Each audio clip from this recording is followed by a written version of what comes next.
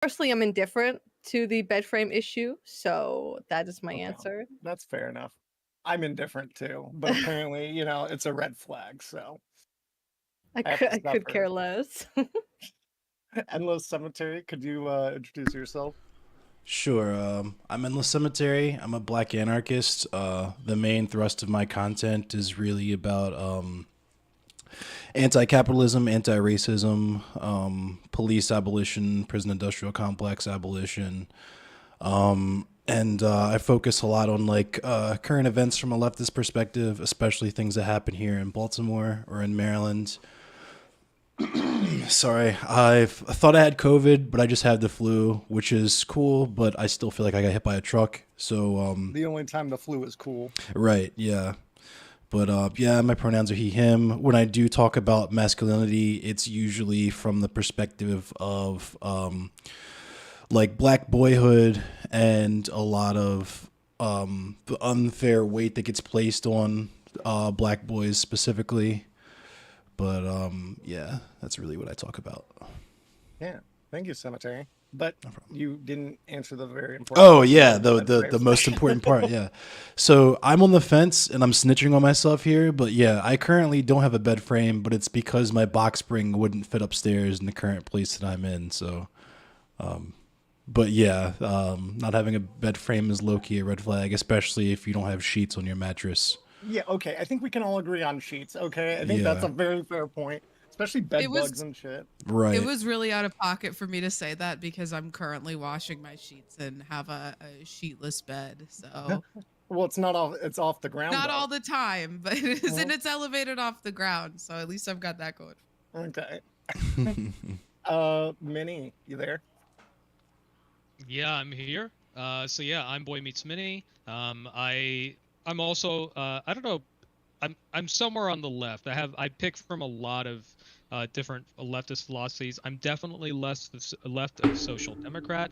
But yeah, I would mainly consider myself like libertarian, Mhm. slash democratic socialist. And I do adopt some sort of anarchist syndicalist, approaches like worker organizing and things like that. As well as community mutual aid and stuff. So I'm out of Los Angeles, California. So What yes, up, I Big am a Richie Lizzie? coastal elite. And sorry, I'm not a New Yorker Seaweed. Yeah. I'm a dirty West Coaster. Yeah, endless. You can get me on that too. But I normally I stream sim racing, so Formula One, iRacing, stuff like that, but also variety gaming, and of course I do politics segments, also known as critical racing theory segments. See what I did there? And yeah, the question about bed frames. I wouldn't count it against somebody if they're struggling. Um, you know, um, I wouldn't count it against them. However, if you're just doing the bed frame thing and you're just doing it to sort of be a giga chat and all this stuff and a sigma male, no, that's No, not no. what being a sigma male is about. Okay, I think I Sigma males. Oh, it Cringe, worked. I think Sigma males. cringe. Clean their room. clean your Thank you for the room. follow. Yeah. But yeah, that so yeah, if you can manage it, definitely a bed frame I think is essential. If you can afford it, do get it. First priority. Also clean your sheets. Wash them weekly, please. Thank you, Kevin, by the way, for the raid. Sorry about that, real quick, guys. Thank you for the raid for 22 viewers. Thanks, all, Kev. Uh, and thank you, Minnie and Allie. Go ahead and introduce yourself. And is it a red flag to not have a bed frame? Wait, so what am I doing? You're introducing yourself, your pronouns, and then also, as a little icebreaker question, is it a red flag if someone you're seeing doesn't have a bed frame? Okay, well, my name is Allie from twitch.tv/Allie is crying. I'm a variety streamer and a leftist streamer. I like to have fun and talk about my interests. I do a lot of commentary, all that. And in terms of bed frame, I don't think it's a red flag to not have a bed frame. I get it. I'm a college student. It's fine. I don't have a bed frame because I like to be more center with the ground, with the earth that I came from. Um, don't even. Yeah, Maybe they'll that's how. have a bed frame one day. It's called an investment. called an investment. Hold on real Yeah, quick, with Kevin. people. You can't hear what? Oh, you know what? Oh my God. Wait, are you talking to me just I now? know what. No, no, no. All right, that confused me because my name's Kevin. Oh no, it's Kevin FM. I know what's going on. Why are there so many Kevins? Why are there Base so many name. Kevins? Hold on. I know You're what you're I- talking to the superior Kevin. Could they not hear Damn. us that whole time? I don't want to talk about it. Ah! I had a mess up. That was my mistake. They can hear you now. But I'm glad that we got that done at the introductions. Um, basically, the ones that most people haven't seen are Malcolm here. I think that's about it. So I will have to redo that and show people later. I feel really corny for that. But we also have Malcolm here. Some of the others you probably all have seen, but Malcolm is the first time one coming here. Thank you so much, by the way, Malcolm. I No one love has being the ever token seen- transgender. That's what I'm here for. Noted. Hey, Token Squad, let's get it. You guys have figured out my algorithm. Whoa. Yeah. Anyways, though, thank you for all coming in. I'm sorry I did. Yeah, I didn't have my Discord audio set up. That's why. So I apologize for that. They majority of them had the wrong take on bed frames. That's all I'm saying, guys. The correct take, the base take, actually. Yes. What was I Ray Bonham correct? would- No, you are sided with me, Allie. Ray is saying She's young enough that it's appropriate, though. Like, I don't know. At some of I our feel big like it's ages, more- you I was need gonna to say have- I'm on the other side of Yeah, I feel 30. like I should once- definitely have a bed frame. Yeah, I'm not even 20 yet. I think most of my market is without bed frames. without bed frame, the without bed frame market. Yeah, the duality No, of no. man. Yes. exactly. Anyways. I turned 33 today, so Oh, yeah, yeah. had a bed frame for a Yay. number of years. Happy birthday. Happy Thank you, thank birthday. you. I forgot about that. Thank you for reminding me. Yeah, happy birthday. No, that's awesome. And you're here with us for some reason. Yeah, 33, that's like angel numbers or something. I don't Angel know. numbers. I don't know. But anyway, so let's jump into it. What we did last time, we had a lot of fun. I really enjoyed. And we had a lot of discussion. This I was all feel my it, fault. Talworks.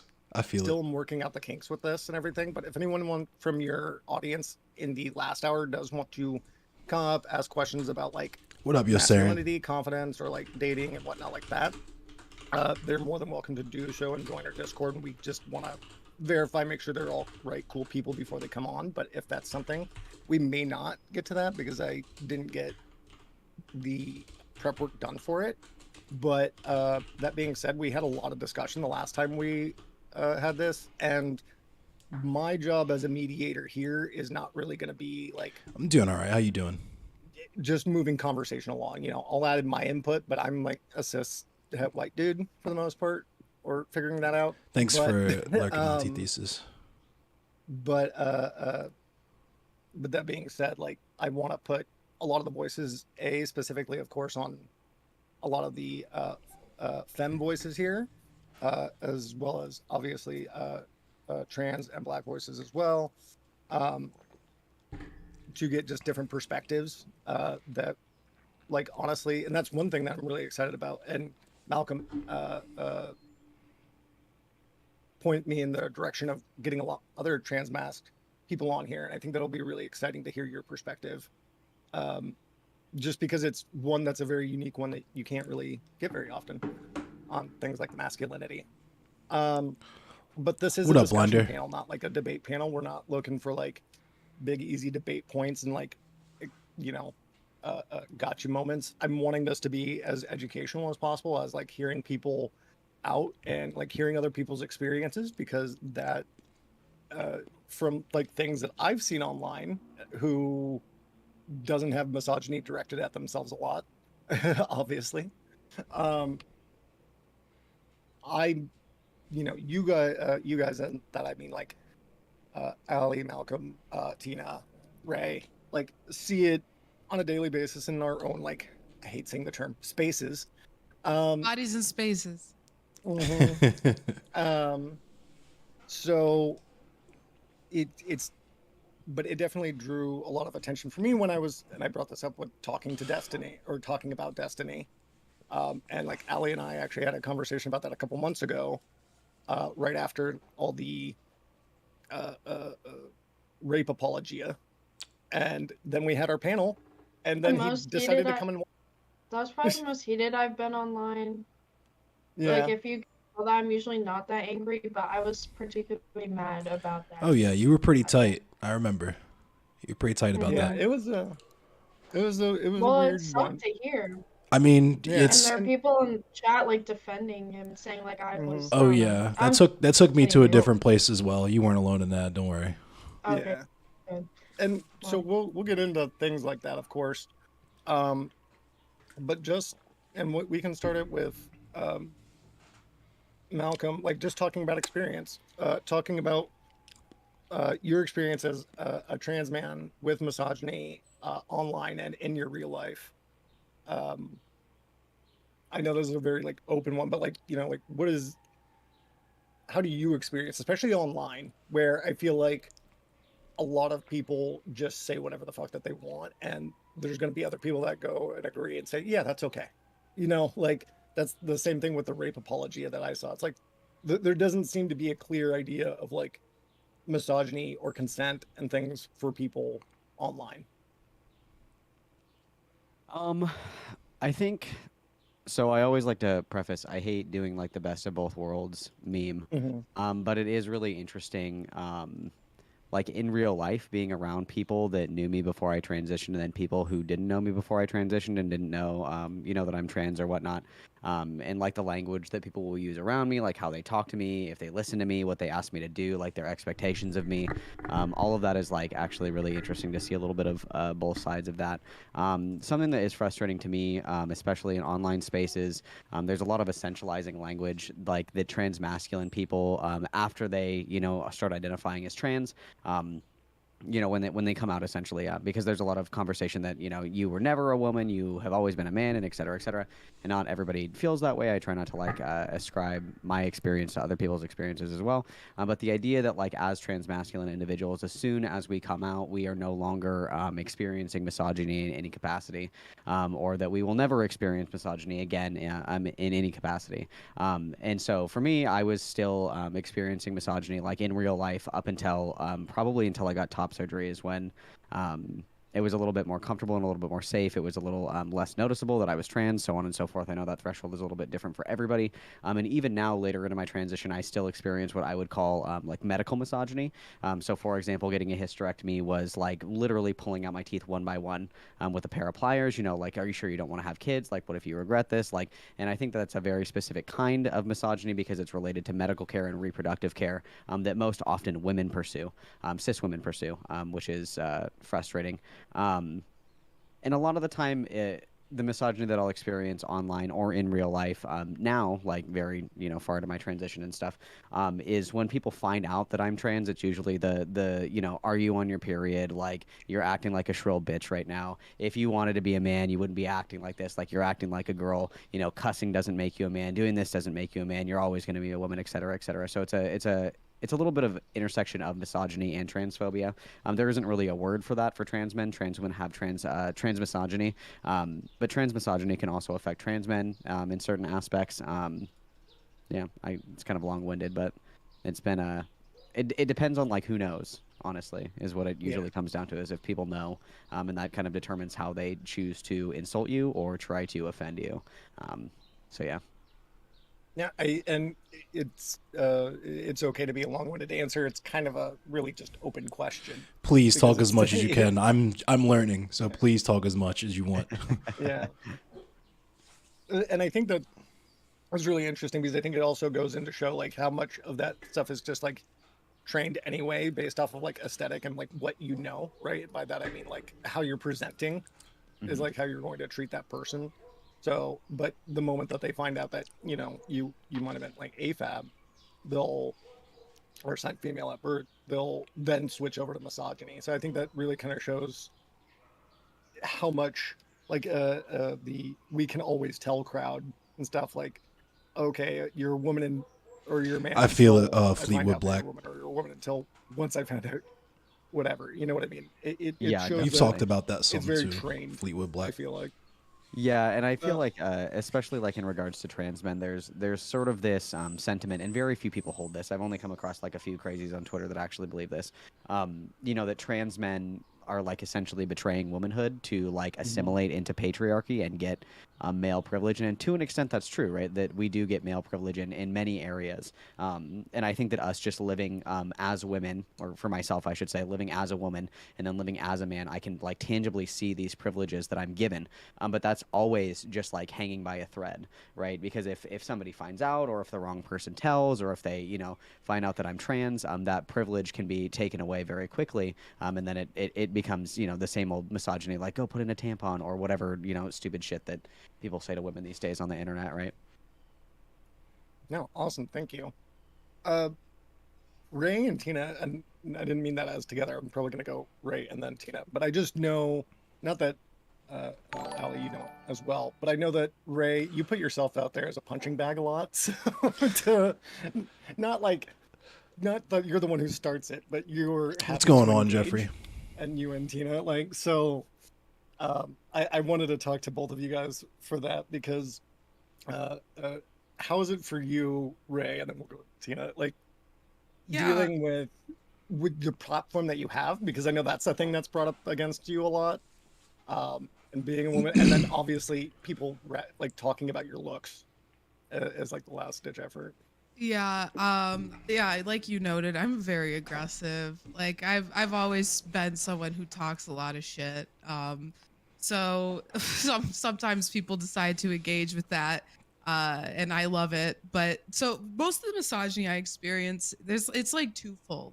The one that Nah, I I actually can't do that, prefer Jeffrey is Davidson. the people Sorry. who are just outright misogynist. They'll just call me like a stupid woman, or tell me to get back in the kitchen, or like just that kind of shit, versus the people who have like low expectations for me because I'm a woman. That misogyny offends me more, because a lot of I those wanna people speak will on watch that. my streams for like a good period of time, and they just undermine me constantly. And they sort of ingratiate themselves in your community, right? They seem like someone who wants to participate and like be a member of the community, but I feel in every message that they're insulting me. Like, if especially, for the love of God, I have computer problems sometimes, and these people will just like talk to me like I'm the dumbest person in the world about tech shit.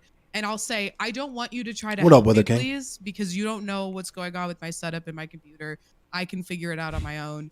And then it's just sort of like the condescension that comes from that, or like, I can't believe that you're so articulate and you care so much about these issues as a woman. And it's like, why would you say that? Or the people then who, what offends me the most, the people who will compliment me and then hit on me, because in that, and it's like, your compliment isn't legitimate, right? Like, you don't actually care about You just my want some cutty. platform, or what I do, or my opinions, or what I've You accomplished. just want some You just cutty. find me attractive.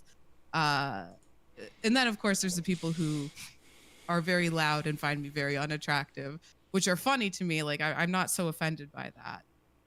But yeah, it's sort of like the overtly sexist people I find a little bit easier to hand wave away than like the people who are clearly just sexism is ingrained in them, and it just like oozes out with the things they say, but it in a seemingly facially non-offensive manner that as a woman and other women usually we can tell right away, like, you are a sexist. But I mean, a lot of us have majority male audiences because Twitch is a predominantly male platform. So other people might not catch that. And if I get really defensive or like aggressive with the people who I can tell are being misogynistic towards me, sometimes my community is like, I think you're overreacting. And I'm like, you just don't understand what it's like to be a woman and have people constantly trying to undermine you. It fucking sucks. I don't know. It sounds a little bit like an overreaction, right? No. Sexism And runs I've in the definitely blood. seen Yeah. that, like, and we'll get into it later.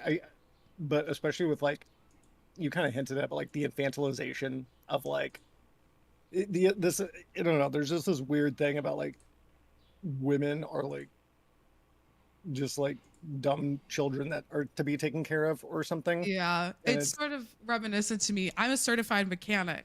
So my dad takes me with him when he gets his car fixed because my dad doesn't know shit about cars, but I know when they're trying to rip him off. And they think because he brings me along that it must be my car.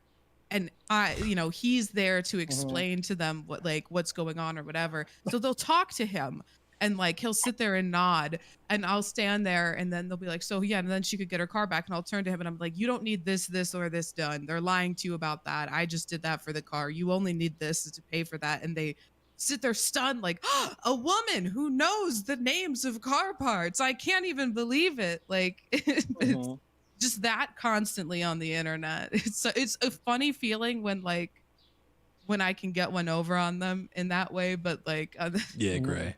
but when it comes to like people in my chat and on the internet, it's very much less often like that. Yeah.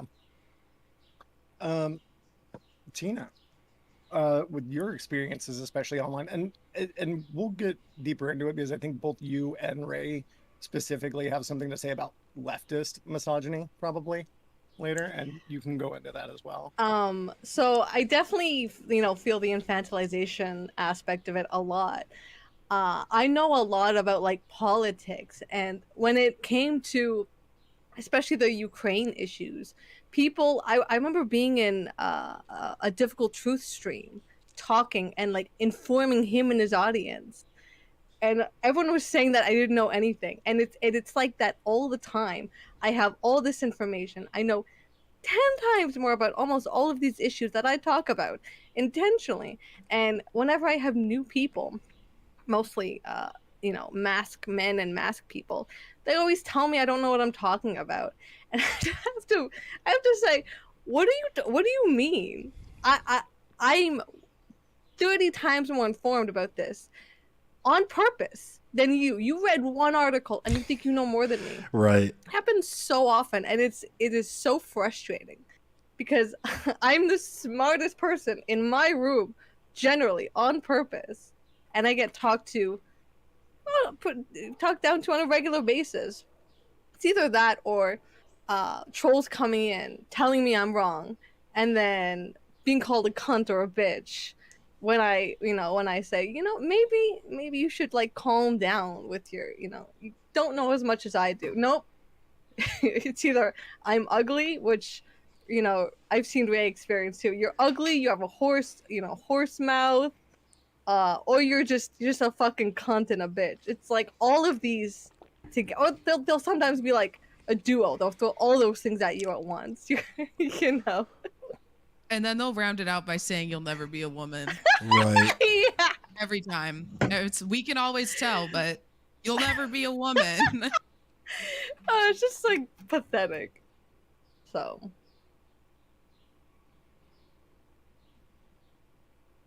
You're muted, Seaweed. You can see how good I am at this. Thank you all. It's because I'm trying to fix something here. And I try to like mute myself. Which Sorry has if I more always do that. wrinkles, I your mute PP myself or in your here brain? Because I'm ADHD and don't shut the fuck up. So I'm just trying to sit my ass down and listen. And I can't. My ADHD needs to be muted. Thank God I have Discord for that. Because I'll be like, my experience as a man with misogyny. But moving on, Allie, one thing I was going to bring up too, and we can get into it's always really interesting to me. It's always kind of like a double-sided thing with misogyny. It's either like, you're great, you're beautiful, amazing, you should love me. Oh, you don't like me like that? Well, you fucking whore. Like, it's just, and with that kind of, like, Allie, let's talk about some of yours. I feel it, familiar Gray. with I feel it. those types of interactions.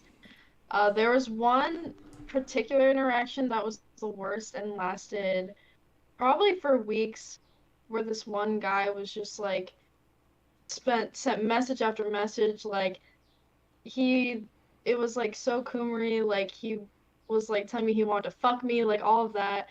And then I was Coomery. just like, I actually responded because he had like this weird proposal and I was just like, no. And then like for weeks after that he started sending pictures of me being like, you gained weight, fatty, like just sending comparison pictures from like months before. Oh yeah, yeah, get him, get him.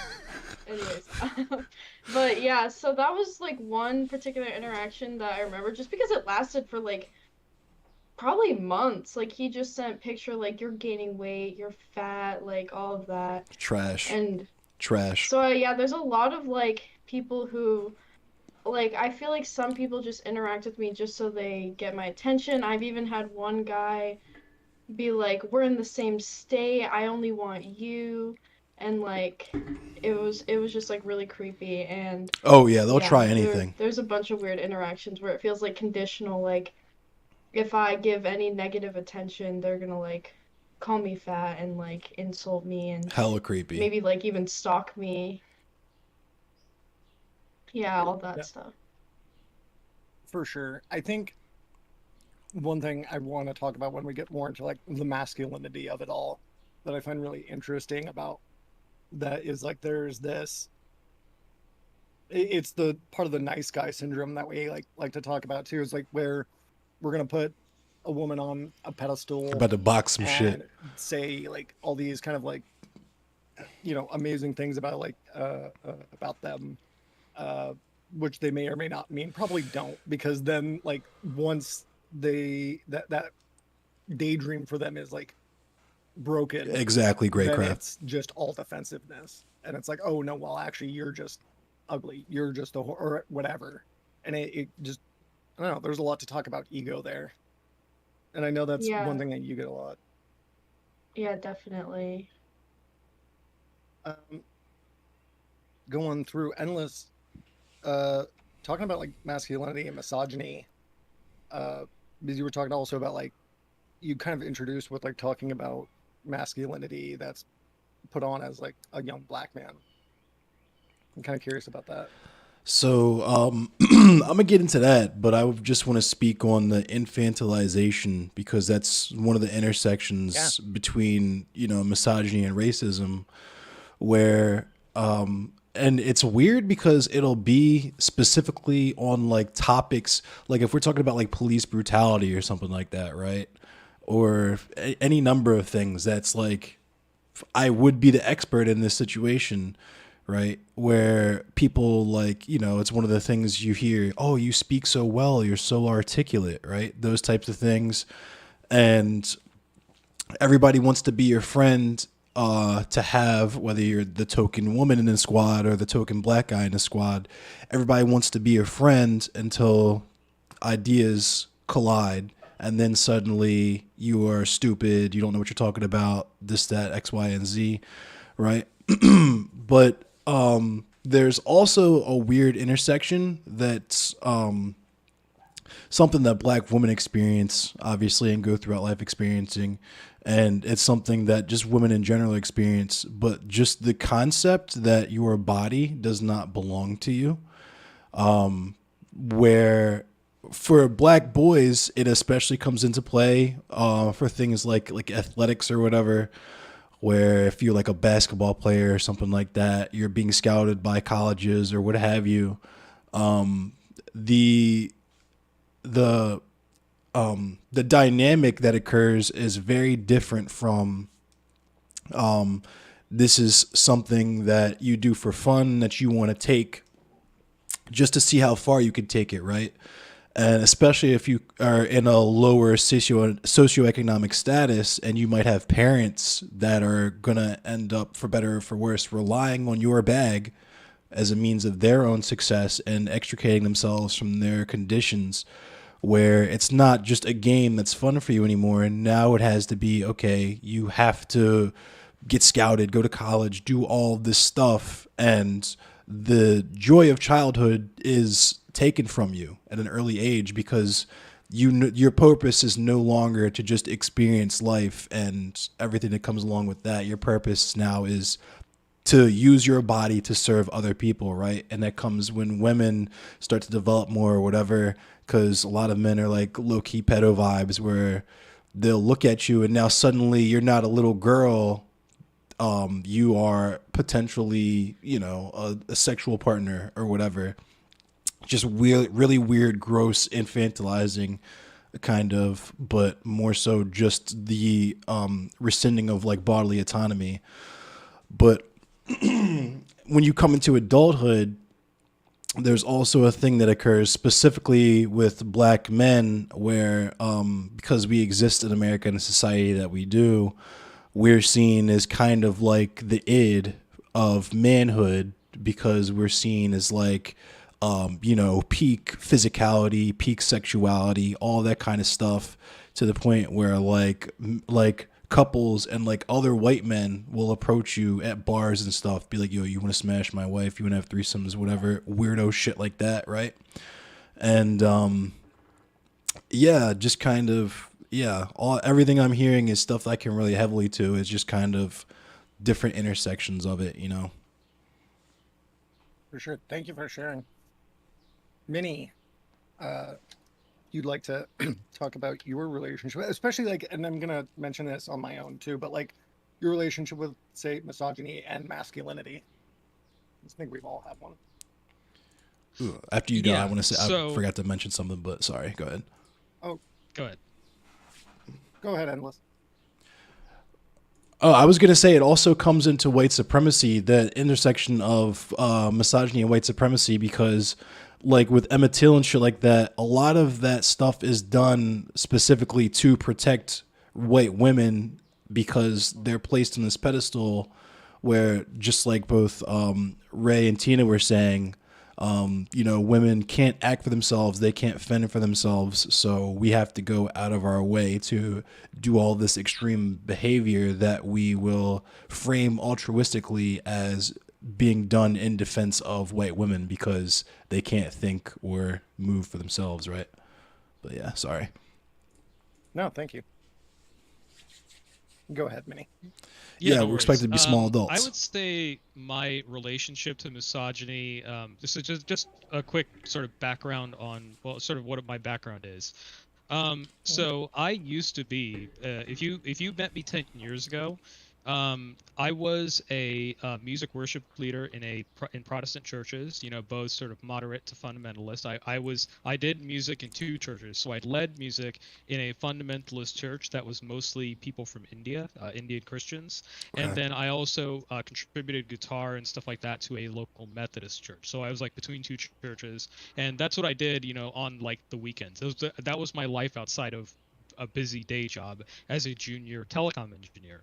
So coming from my background, I think it was great that you pointed out sort of like the unique experiences of black men and sort of how like misogyny sort of ties into that in so many different ways. Endless. I want to acknowledge this from the South Asian community side. Oh yeah, speak on that, please. So yeah, so in South Asia, one of the things that's very common in our society, we have a very strong patriarchal tendency, even stronger than in the West, and so it literally comes down to like arranged marriage, and also like sort of interreligious hatred where you know, families don't like it if their daughter or son marries someone who is from a different religion, or even like different parts of India. Like there are still people who are like, well, you need to marry people from our ethnic group. If you're a Gujarati, you can't marry a Punjabi. It's like really, really stupid.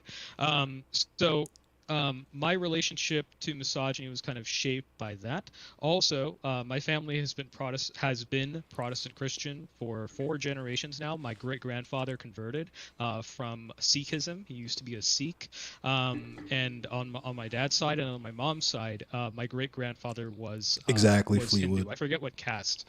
I'll have to ask my uncle in Delhi. He has more on the family history and stuff, but he was Hindu. And so they were both converted by missionaries, and it's been that way since.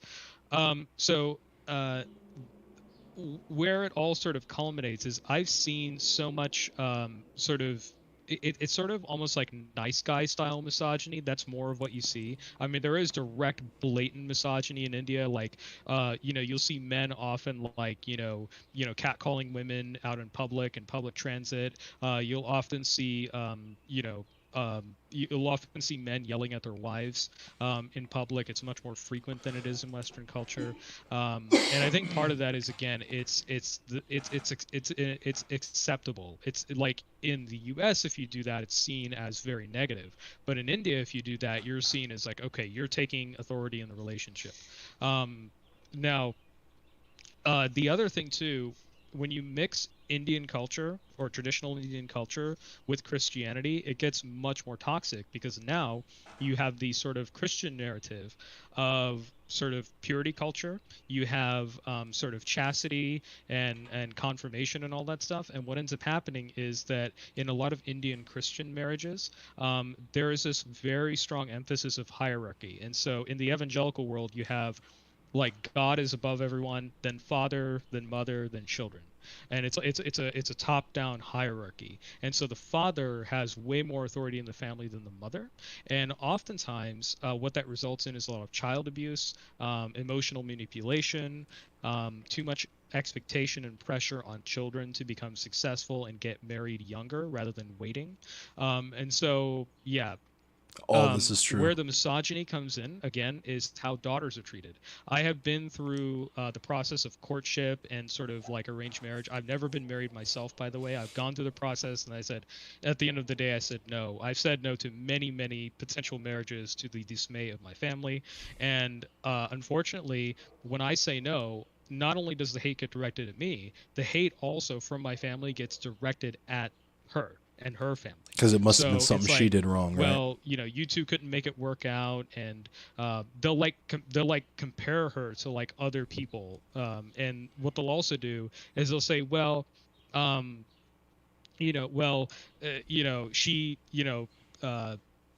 well, she's being influenced by Western society, and she probably Wither wants to King. date someone rather than go through this, the process of arranged marriage and actually do the right thing, so to speak. So unfortunately, there's a lot of moral judgment on women, where it's sort of from my background, and the thing that really pushed me out of church, just to finish here, the thing that pushed me out of church, not only that, the other thing that pushed What me up, out Kuma? was I saw a really bad example of misogyny. And this is what made me like pack up my guitars, walk out of church, and never lead music again, never go back, which was we were at a revival event where there were like 3,000 people in the congregation, and there was this evangelist from India. And he was speaking about love and specifically marriage and stuff like that. And of course, anti-LGBTQ, all that stuff, the stuff you normally expect. And and toward the end of the service, there was a prayer, sort of people came up for prayer and healing. And of course, there was a fake healing and all that fake, fake faith healing stuff where somebody dropped the crutch and started walking. I saw that guy. He walked in without crutches. It was a show. But there was a mother who stepped up with her 14-year-old daughter and said, and basically echoed a lot of what you're seeing from Republicans now about about the gender curriculum that's in schools, right?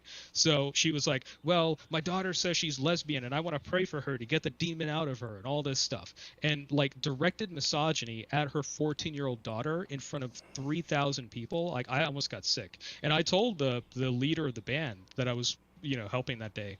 I was like, that wasn't right. He's like, no, that's right. That's the right thing to do. I'm like, you really think that's the right thing to do? And so that just sickened me. So yeah, unfortunately, I've seen a lot of, even though I'm a cishet male, and obviously I identify as demisexual.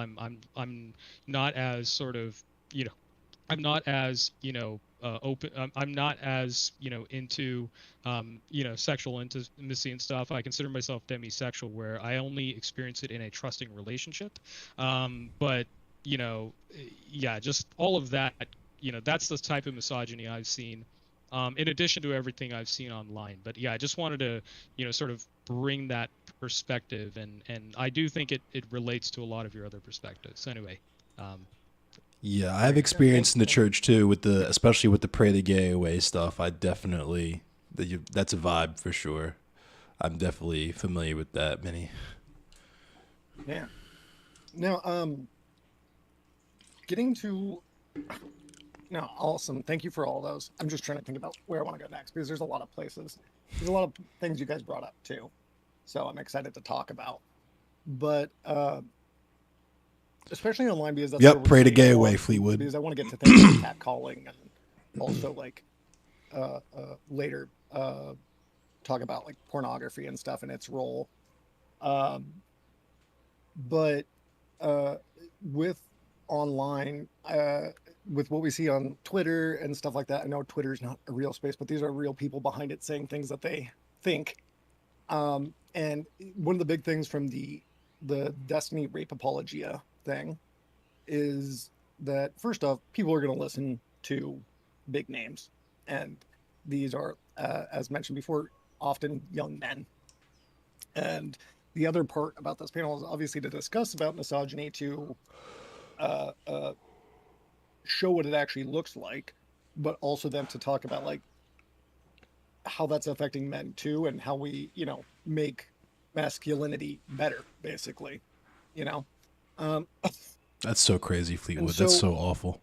to me, like, I'm sorry you went to through talk that. about my background too, real quick. I grew up in a separated family between my dad and my mom.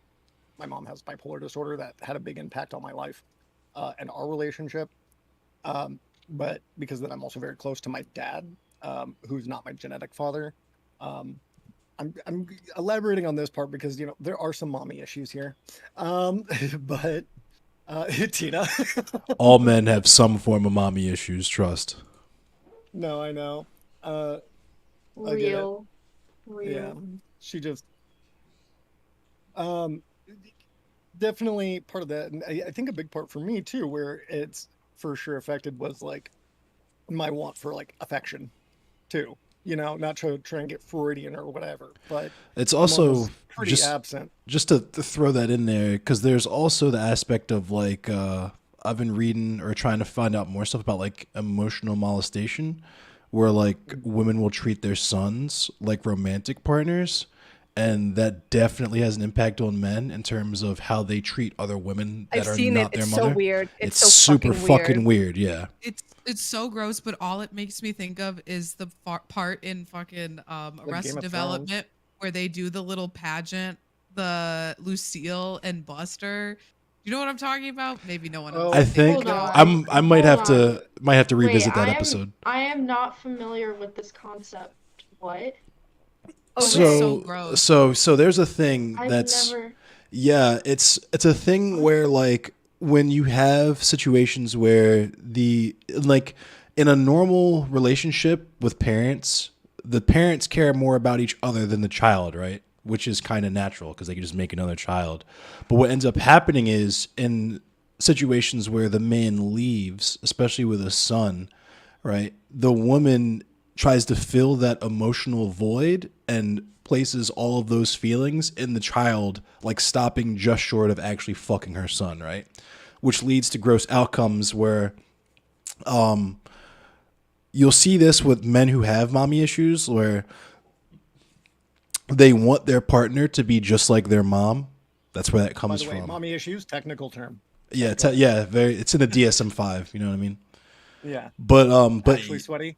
yeah, but yeah, it's essentially it's very harmful for both parties because it a lot of times comes from like narcissistic women with male sons or male children or sons, whatever, where because they have that dynamic with their son, they themselves will chase off all the other women in that man's life, and including sometimes really gross outcomes where, God forbid, that man have a daughter, then they're like directly competing for that son's attention because the woman is viewing her own son as her romantic partner, right? And that feeds into the son's romantic relationships where the mother sees these women as trying to steal her man away from her by trying to have intimacy with her son. And So, the natural thing that happens where you grow up, you leave the nest, right? But that can't happen when you're being viewed as the romantic partner or filling the void of the romantic partner. And it really feeds into the egos of the men because they get treated like they can do no wrong, and they will seek out partners that are like their mom, and like the stereotype, right? Where it's like the fuck boy that's like, no woman on earth can compare to my mom, bro. My mom is the greatest person on earth, right? That type of vibe. The flip side of that for women often is the therapist daughter, right? So like mom, especially not just in like divorced moms, but a lot of times moms who are in unhappy marriages will then use their daughters as their therapists because they don't want to go to therapy, and they'll unload on them emotionally. And there's nothing wrong with being friends with your parents, right? But this is sort of like an unhealthy friendship between mom and daughter, where the mom feels like the only person she can confide in emotionally is the daughter, and then the daughter has to carry all of this emotional weight with her, especially if the daughter has a good relationship with the father, and a lot of times the mom is unloading about how angry the father makes her or what have you, whatever. And it just sort of like puts it damages the relationship between the daughter and then both parents after that, in a heteronormative couple. And and it's not as disgusting on like its face as like I'm dating my son, right? But the emotional baggage that it leaves the daughter with is definitely very pervasive and damaging. No, I with and a lot of what you just brought up, and was not necessarily in the direct sense, is very reminiscent of me. My mom is, in my opinion, I don't know if she's been diagnosed with it. I know she's been diagnosed bipolar. I do think that there are some other things that come up with, such as narcissism. I often have joked about my mom that you could tell her the sky is blue and she will bet her life that it's purple. And she, I can tell you, at least in the regards of like the jealousy aspect, she hates that like my dad gave me a really good life, because on that side of my family it was very poor and other things. But she will regularly like talk shit about my dad, as well as talk shit about my grandmother who watches my brother. And not too long ago I had a moment there, and I got pissed, and we haven't talked really since, but she hit my grandmother and she hit my brother. Yup. And then she tried to tell me that it's actually legal for discipline. And I'm like, no, it's not. And I'll be the one against you in the court, making sure you go to fucking prison. And we haven't talked since then. But I'm sorry, but there is no place in the country where it's legal to discipline no. someone else's grandmother. Yeah. Yeah. Like, that's just not allowed. I love my mom to death, but if she pieced my grandmother, we be running the ones. Like, that can't happen. And that goes into this is like where you can curse out my mom, Mizumi, thank you. Where like, a lot came from me is like I grew up mostly with my dad a lot. After like early teen years, I grew up mostly with my dad. And he is honestly, I think I got very lucky. One of the least toxic guys I know. He has some more, some traditional ideas, but he is, I got him to understand that he can use they, them pronouns most of the time.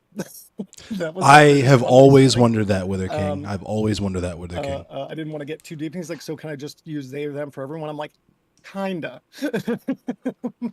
Go with that for now. That's what most people expect from you. That's a good start. Yeah. But overall, like, honestly, one of the best guys I know that really sticks by like his convictions. But after that, though, I also joined the Navy, where I don't know if you guys know a lot, but definitely probably not the least misogynistic place ever. I've heard stories. Definitely, yeah. And the Navy is known for drinking, getting tattoos, and fucking. And I dated a Navy guy. Yeah, it's not good. One of my my best friend just got out of the Navy. Or my best friend from high school just got out of the Navy. Yeah, I was gonna say one of my former best friends was Swick, and he had some problems. Yeah, no, and like I think a lot of my views on that, like Could you explain the fucking? What do you mean? Like in detail? I was gonna say position. Yeah. Explain in full detail. No, what do you mean fucking? So it's really well known. I don't know anyone like, in the Navy. So sailors are known to be like man whores. because we're Okay. going to go around port to port. So the idea is you go down port to port, you hook up with a woman in every port. Bort to It's bort. That's port to port. crazy. Yeah, so it's a That's big crazy. part of the culture. Yeah, he knew exactly what I Cargo was talking culture is about when I said huge part Swick. of That's funny. Navy and sailor culture. You have that So much time? yeah, Like Yeah, you're yeah. that bored? Some I men only I need mean, 30 that's a- seconds. there's lots of ports, all over American ports all over the world where they just go there and do nothing. Mm. So they'll go to Wait, like no. Thailand and do some sex tourism and Yeah, shit. there's The some men highlight only of some the men only highlight of my need 30 friend's seconds. time- the highlight of my friend's time in the Navy was when his friend's Xbox broke when they were out at sea, and they lit it on fire and threw it out into the ocean and had a fucking ocean burial for the Xbox. Like they Oh have my a lot of God. downtime. They had a That's a gamer Viking. moment. You only need 10. Viking funeral for your I only need Xbox. 5. But it's That's crazy. basically, yeah. So in the military, it's actually pretty well known that like that's a big part of like even when I was overseas, I was stationed there. But a lot of people don't always want to go and culture this themselves. It also costs money. So what do? We drink a lot in the barracks, get in a lot of not great scenarios that way. We have yearly regular because, and this is something I can get into later, but yearly regular like consent like basically assemblies basically about like talking about consent because it's such a huge issue between like the XO, the executive officer, the second in command of my old duty station, got in trouble because he was fucking around with like younger enlisted people and like pressuring them, and like that's not uncommon. The other part is like we have a lot of what we call in the Navy blue on blue, kind of like the police, but like blue on blue means to us is that like often men doing violence towards women, sexual violence towards women in the military. A lot of this definitely comes by through rank. The other part is that we have like bisexual like dorms, so or I guess Co-ed. Co-ed. Sorry. So there's a lot of drinking and issues there. I've also that goes multiple ways. I was with a friend in our barracks before with a woman that came in that we knew, and this is the other problem is that everyone knows each other, so there's always slimy aspects of that. But this person like came in and like got in his bed and tried to curl him, and he didn't want it. So I mean, obviously this goes two different ways. But I remember that day when he no, it's not really any relation to the term Blue Falcon. Blue Falcon is just slang for buddy fucker, which just means like you're a piece of shit, and a buddy fucker is a snitch. But but yeah, even my friend there, he was like texting me, he's like, please don't leave.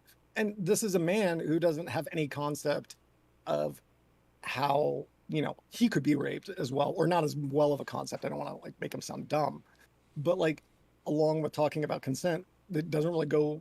We don't talk about that as much for men as well in the military, but there's always this huge issue with that and women in the military. I've thank you Noah for the resub, but along with all these trainings and stuff, it's a regular problem, and so much of a huge issue with rape that we have whole bases that are giant problem factories in a lot of ways, that like we are basically in a lot of ways like exporting violence to nations that are our allies like Japan. So Okinawa is exceptionally well known to be like a rape factory. Like our people in Okinawa regularly have Content like, warning, by the way, for everyone's sorry, chat. yes, sorry about that. Yes, content warning. But where it has been a regular occurrence that a lot of the men there go out and assault Japanese Okinawan women, and it's part of why we're not really like, it's viewed as like an imperial force, and it's like, oh well, we do, but the Japanese like us there because it's good for the economy. but in the end result, though, you have people being harmed and people being, and it's often like even made lighthearted as a joke and stuff. So like I've definitely been there on the downplay of it where, um, and I've experienced it too with friends in the military myself. A friend of Exactly, mine Wither King. who uh, is gay, but that obviously doesn't have anything to do with it. We were just hanging out, um, and I've talked about this before because it goes into my own like experiences with exploring my own sexuality and things I was or was not ready for. But like I told him like I'd cuddle or Bink. whatnot, and we did, and he was drunk. But then like the moment I didn't want to sleep with him and stuff, he got really pissed. And he's also a higher rank than me. And I was at his place, which you could only get by car. And so like, it becomes these obviously like the military and the Navy, people will give shit about the Navy being, not so masculine because there's the other trope that we're just gay. But is that the military itself is a hyper masculine club. That's what it is. It's a frat. It's very hyper masculine though. One of the most masculine compared to any frat house for sure. Um, and there's a lot of times where like people can be alone, improper like power norms, but also like people on ships for a long time. That's also why it was a big deal about and talking about protecting women, and by also restricting rights was not having women on submarines, which is just now starting to become more of a thing, or women on ships in general. Because, God forbid we actually change a little bit of the culture rather than allow women to be in spaces where they can be successful.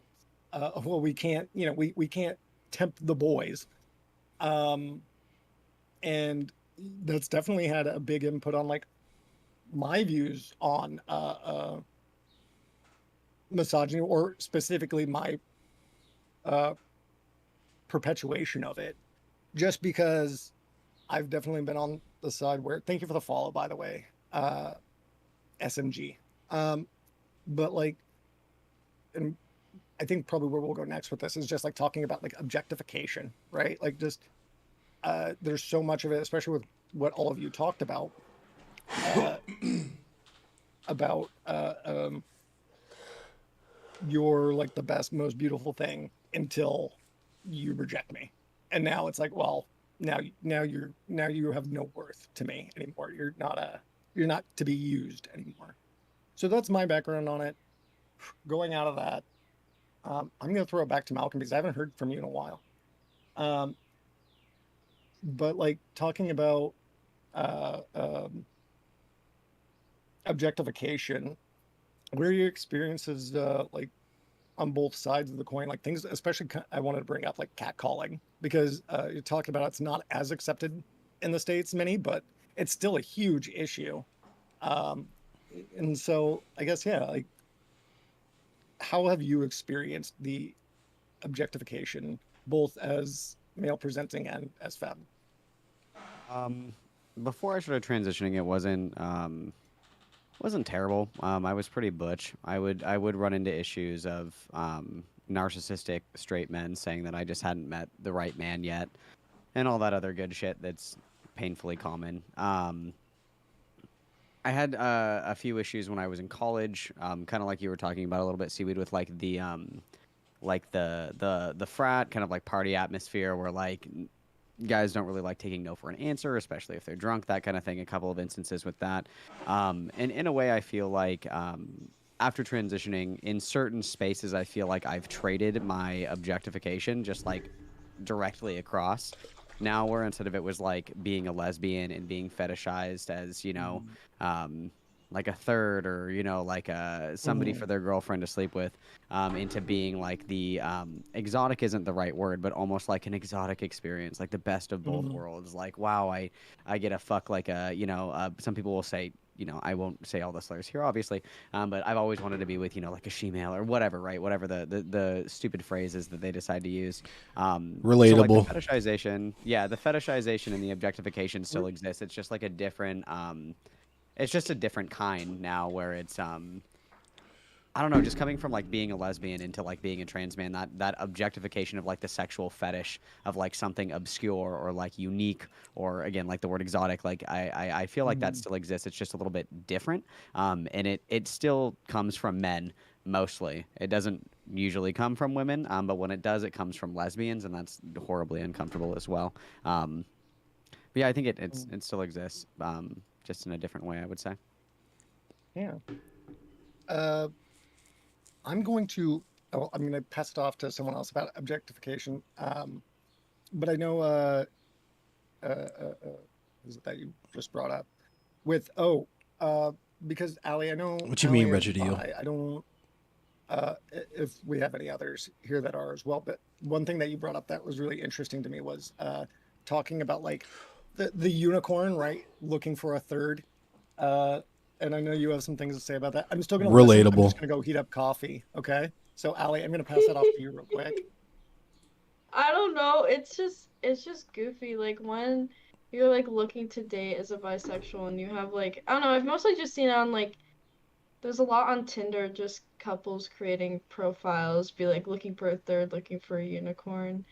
Um, but I've also gotten DMs from guys being like, "Ayo, you're bi, right? Like you want to like have a This is threesome our with me and my girlfriend." experience, That's fam. also happened Regideal. a few times, just kind of like seeking out that bi girl to like add on. But yeah, I don't know. It's not something that's gonna go away. It's just someone wanting a threesome and just seeing a bi girl being like easy, she'd want to do that. And also like a lot of like the perception of bi people is like You're skating on that thin they're like ice, Regideal. slutty, they sleep around a lot. So a lot of people also assume that, they're bisexual because they want to just fuck everyone. So obviously they'll agree to have a three-way with me or just they'll be easy pickings for just like a nice fuck. So that's what I've experienced. And personally, I'm not like I mean if you are like a slutty bi person, like power to you, like I support you, that's awesome. But like I'm not that type of person, so like that being just kind of like pushed onto me and like people just coming to me just because they think I would be, easy for them is just not the greatest feeling. Yeah. Another thing too, if I could just throw in one more thing, I think it's interesting too because I'm pretty like open sexually. Like I'll sleep with men. I would never date a man. I just have too much self-respect. I'm just kidding. But like being perceived as like a LOL. lesbian was always like super hot. Like everybody was super into it. But as a guy, if you're somebody who is like open with or like comfortable about like being sexually attracted Huge to or stigma. sexually intimate, yeah, with other men, it's like a whole different fucking ball game. Before it was like everybody's like, "That's so hot, that's so cool." Like, do you scissor? And now it's like, "Ew, that's disgusting." Like, what the fuck is wrong with you? Like, it's night and day. It's very interesting seeing both sides of that as well. Yeah, for Yeah. sure. Especially like as a black man, you get. I actually just watched a thing that FD Signifier shared where it was black woman talking about. Would you be more comfortable with your man telling you that he's bisexual or that he's cheating on you? Oh And yeah, so I many of saw them, that. Ugh. yeah, it's rough. It's rough. Yeah. I Yeah, bi remember. men definitely get the short end of the stick there. A lot of people just don't want to date them. But also like bi women, like everyone wants to like have threesomes with them. So like it's Yeah. just no one wins, but yeah, I could see how Yeah, that's for sure, different Algal. for bi men. I remember in college a few And yeah, different Wilco. times I would be at parties and like some dumb fuck guys would come up and like they would put their hand around my shoulder and be like, "Hey, hey, my homie here's never seen two girls kiss. And my girlfriend's here and she's down to kiss you. So could you kiss her?" I'm like, "Why do you think that I minding my own fucking business here, I'm just going to kiss your girlfriend so that your friend can get off to seeing two girls kiss? Like Google it. What That do you mean? You can go to The that has internet is parties." also free, bro. happened to me. That has also Yeah. happened to me. I was in high school. I think I was a freshman or sophomore in high school, and my friend was dating this guy who was like 2 or 3 years older than us. And just one day he and her came up to me and he asked me, she didn't ask me, he was like, "Yo, can you kiss her real quick?" And I was just like, "Why?" Like that's so weird that like we're like, "Let's go to the bi friend and ask her to kiss you and I Yeah. can walk." and we were at school, like on campus, like right in front of the school, and I was like, why the hell would I do that? It's So totally yeah, seen as that is like a thing that happens. it's like a badge of honor and like toxic masculine men. Because I went to an all speaking directly to what Minnie was talking about. I've been to several like Catholic schools, and one was an all boys school, and that was totally like a thing. Like, yeah, my girlfriend's bi. That means I'm gonna be having threesomes, yo. Like that type of vibe. You know what I mean? It's like it's really weird and gross. It's just straight up objectification of women. Like I don't just have this one woman like that I own. I could potentially own two women, and it's cool because my girlfriend is bi, right? Yeah, and I definitely see a lot of that too about the ownership aspect, and just like it's like what Ray brought up, right? If she's not there with like a husband or something, but she's there with another man, it's like, okay, well, it's the father, so I'll talk to him. Like it's always like Right. women are just like transferred title, like pink slips to Right. other men, which And- I mean, to be fair, that's what like marriage came out of, literally. And in Yeah. romantic But- pursuit, it's never enough for a woman to just say, I'm not interested. You got to say, I have a boyfriend or I have a husband or whatever. Mhm. Yes, And that's then the only. so I've like, seen those Yeah. things not work too. I have a friend, we were at like a club, and this guy kept asking her to dance, and she has a promise ring, so she was like, well, I can't, like I've been in a relationship for like 3 years, and he was talking to her, trying to convince her for probably like 5 minutes. He just kept going back and forth, back and forth. That with her, and it probably was would have been a crazy. different story if the boyfriend was actually there. Right. Coincidentally, Yeah. the my friend who was in SWIC used to always tell me, a ring don't block no holes. just because there's a goalie doesn't mean you can't still score. Right. Yep, that's a classic too. That's By true. the way, Well, for those who don't, my cousin. Oh wait, go ahead. no, you're good. You're good. Well, my cousin, I think this is when she was just first like engaged. I think she was at a bar, and this guy was trying to dance with her, and she showed him her ring, and then he showed her his. Ah, So Yeah. Super yeah, toxic. Super fucking toxic. crazy. Seaweed, you were talking about Yeah. catcalling, and I have quite a bit of experience with that. If I could speak to Yeah, catcalling. Algal. Yeah, for sure. It goes into the ownership. Muted. Yeah, give me one sec. I was just gonna. Oh, who just talked? It was I me. missed it. Okay, I was just gonna clarify for people who don't know what Endless was talking about. It's not really pertinent, but just so they don't get confused. SWIC. Oh, is yeah. A Special forces. No, it's fine. It's a special forces small boat team that go on like gunboats, little small gunboats, and like do special forces. They're like shit. That's baby what they Navy do. SEALs, basically. Yeah, basically they're well, actually they transport Navy SEAls. Yeah, he was a washout of it. It wasn't his fault, in fairness. He got pneumonia, but he was a wash of No, his fault. buds. Pathetic. Weak. That's what I mean. That's like half the time of why people wash out of buds, anyways, is they got like damaged. It is like such a terrible thing. Anyways, though, like with that, yeah, Ray, go ahead. Yeah. Go ahead.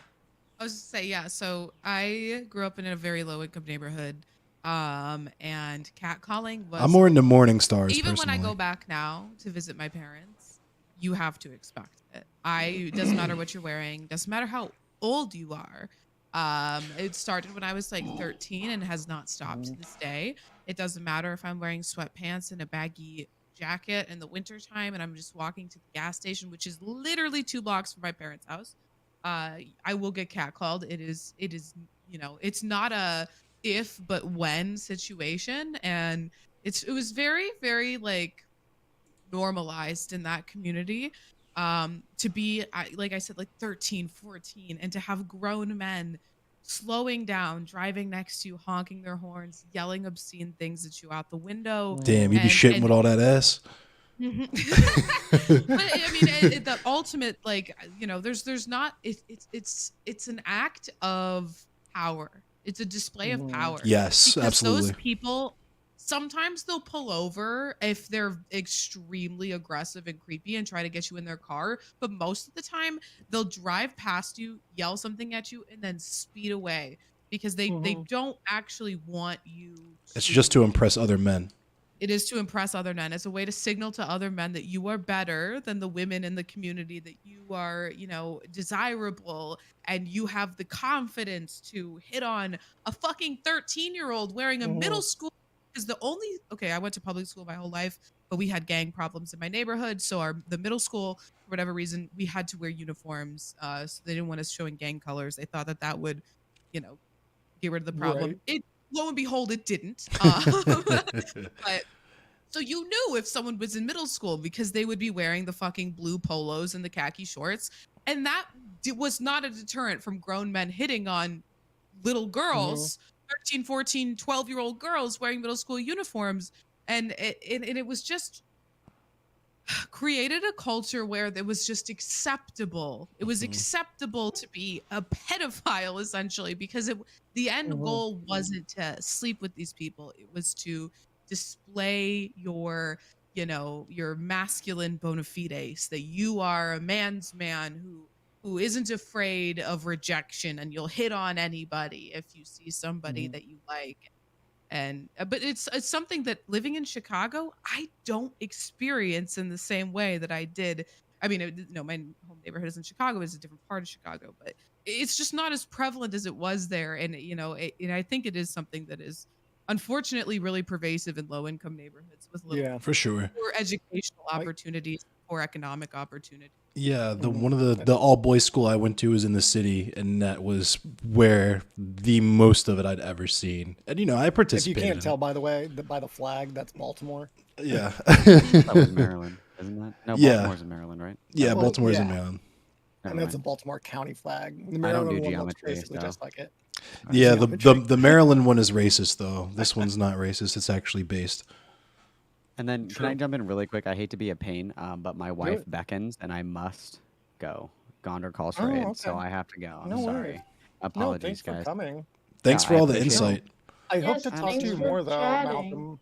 Please, I'd Yeah, love for to hear from sure. you more. It I'm was always nice down. meeting you, Malcolm. It was Yeah, it Yeah, was it's nice nice meeting you. meeting you. I'm always Nice to down meet to you, Malcolm. vibe. Yeah, Oh so yeah, I'll see you guys around. Thanks again for yeah. inviting me. Hopefully see And you then soon. I'm Yeah. just gonna raid you, Seaweed, so everybody can Oh, keep thank going. you so much. Yeah, of Nice. course. All right. See Have you a good later, one. Gators. All right, bye. Uh, I will be right back. Okay. One thing I was gonna just mention about oh, Malcolm has a femboy panel tomorrow. Okay, I see what you're trying to Ooh. do. They're trying to they're why I said I'm figuring things out. I did made a little bit of a mention about me being a little bit more gay than I realized. it But happens. Everyone is. it happens. I came Everyone down is. with the gay. No, I Some of know. And that's us actually that, earlier than others. Some yeah, of us later than others. Low key, high key. And true, that's true. But yeah, a little but also relevant. Yeah, a little bi, but also wanting to play around a little bit more with femininity too. Um but I think what I said I think about it, everyone should. yeah. No, one thing, actually, one of the things that I saved, Ali, that like I actually may dress when soon. One, thank you again, Malcolm, for the raid. Hold on real quick. I gotta change that. My raid notification's so loud. Eggweed. Eggweed. Wait, what? Oh, are they saying egg in They're there? calling you eggweed in my chat. Yeah, 50% egg, 50% weed. yeah. A whole bunch of yeah. The trans girls are coming for me. But What's wrong with wanting to forcibly feminize my watchers? I came from Malcolm. Hi, welcome in, Mage System. No, Miss Miss Exploring is lit. Kitty. Aw. I love Um, cats Oh, so Be much. sure to refresh your screen all. Make sure your view counts. Thank you all for coming in. Thanks for being a part of this. No, but with catcalling, I wanted to thank try you and for get the follow, them composer. on, but they just said that they were busy. But there's this really great Instagram account I love. I'm gonna give their link in here. You have someone my in the chat. waiting room. Oh, hold on. Let me know look who at that. is. Yo, what's up, Snyderman? Yeah, they I think I might know who it is. Yeah, Ellie. Okay. Yeah, they came in, they said that they wanted to like Oh, you're one of Ali's mods. Cool. Thanks for coming and hanging out. We do have the advice portion. Okay, looks like they do have some friends. And then I'll be continuing doing this. I just didn't want to bring someone on. I didn't like super know, like no. and it was just kind of like You go to Hopkins. Cool, came from the cool. chat, so I don't know if they're Fuck streamers or not. Hopkins, It but looks I like hope they you're are. cool. You seem Looks like they have cool. If some you're Allie's mod, I'm mutual sure you're friends. cool. Ellie, go ahead and type in your in chat again. Let me know what you might want to be talking about, and we can see about maybe bring you on here a little later. Oh, you said Ellie. I was like, huh? I confused me No, too. Ellie. Yeah. Ellie. But no, I was with like, I'm right catcalling, here. there's this great I wanted to get them on. Nice. They're just busy. They're doing amazing things, but it's Thanks, catcalls in New Snyderman. York City, and they have an Instagram account. Wither King, you have and Twitch what cred they with do me. is, Twitch they cred is take bullshit. in experiences from women and from men too, I believe, and go to the location that it was at and chalk on the ground. Yeah, they chalk on the ground what was said to them, and then do like hashtag stop street harassment and catcalls in New York City. But it says like they put it on the ground. You look hot like that. I was 16. Stop street harassment. Like some of them are just, and I think what you said about power, I think really gets into that. Because it's dehumanizing. Right, Yeah. because none of this is like something that you would see to like attract a partner or someone that would be interested. Like, you know, like You're like, I think damn. Sorry, I Yeah. think most of the times I've been catcalled is underage in New York City because Yeah, most of my New York's time really bad.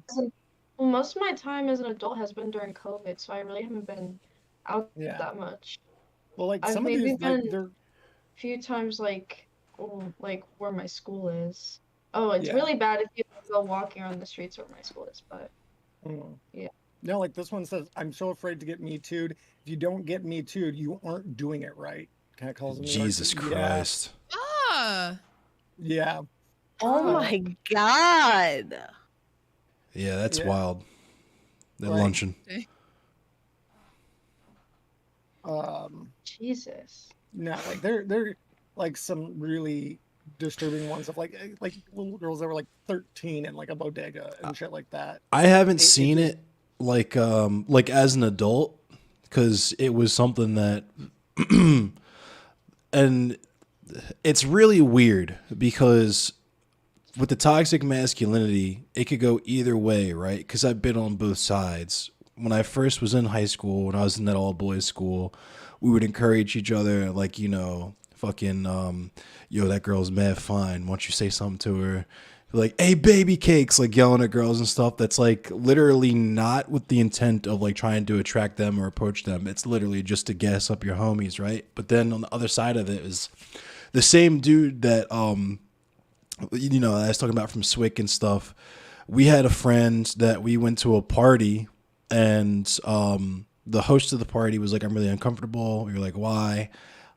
Because the dude, one of the dudes that's here, you know, raped me. He had sex with me after I was passed out, after I got drunk or whatever.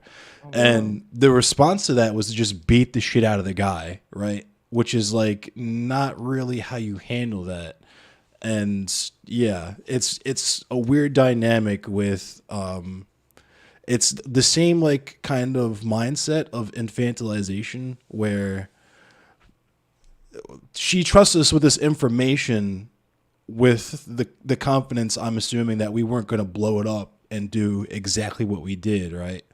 It could have been a thing that was talked to about privately, like even mediated or whatever, but we jumped straight to the nuclear solution of manhood because you can't really acknowledge emotions. There really is no diplomatic solutions to things. You know what I mean? Whenever you have a hammer, everything looks like a nail. So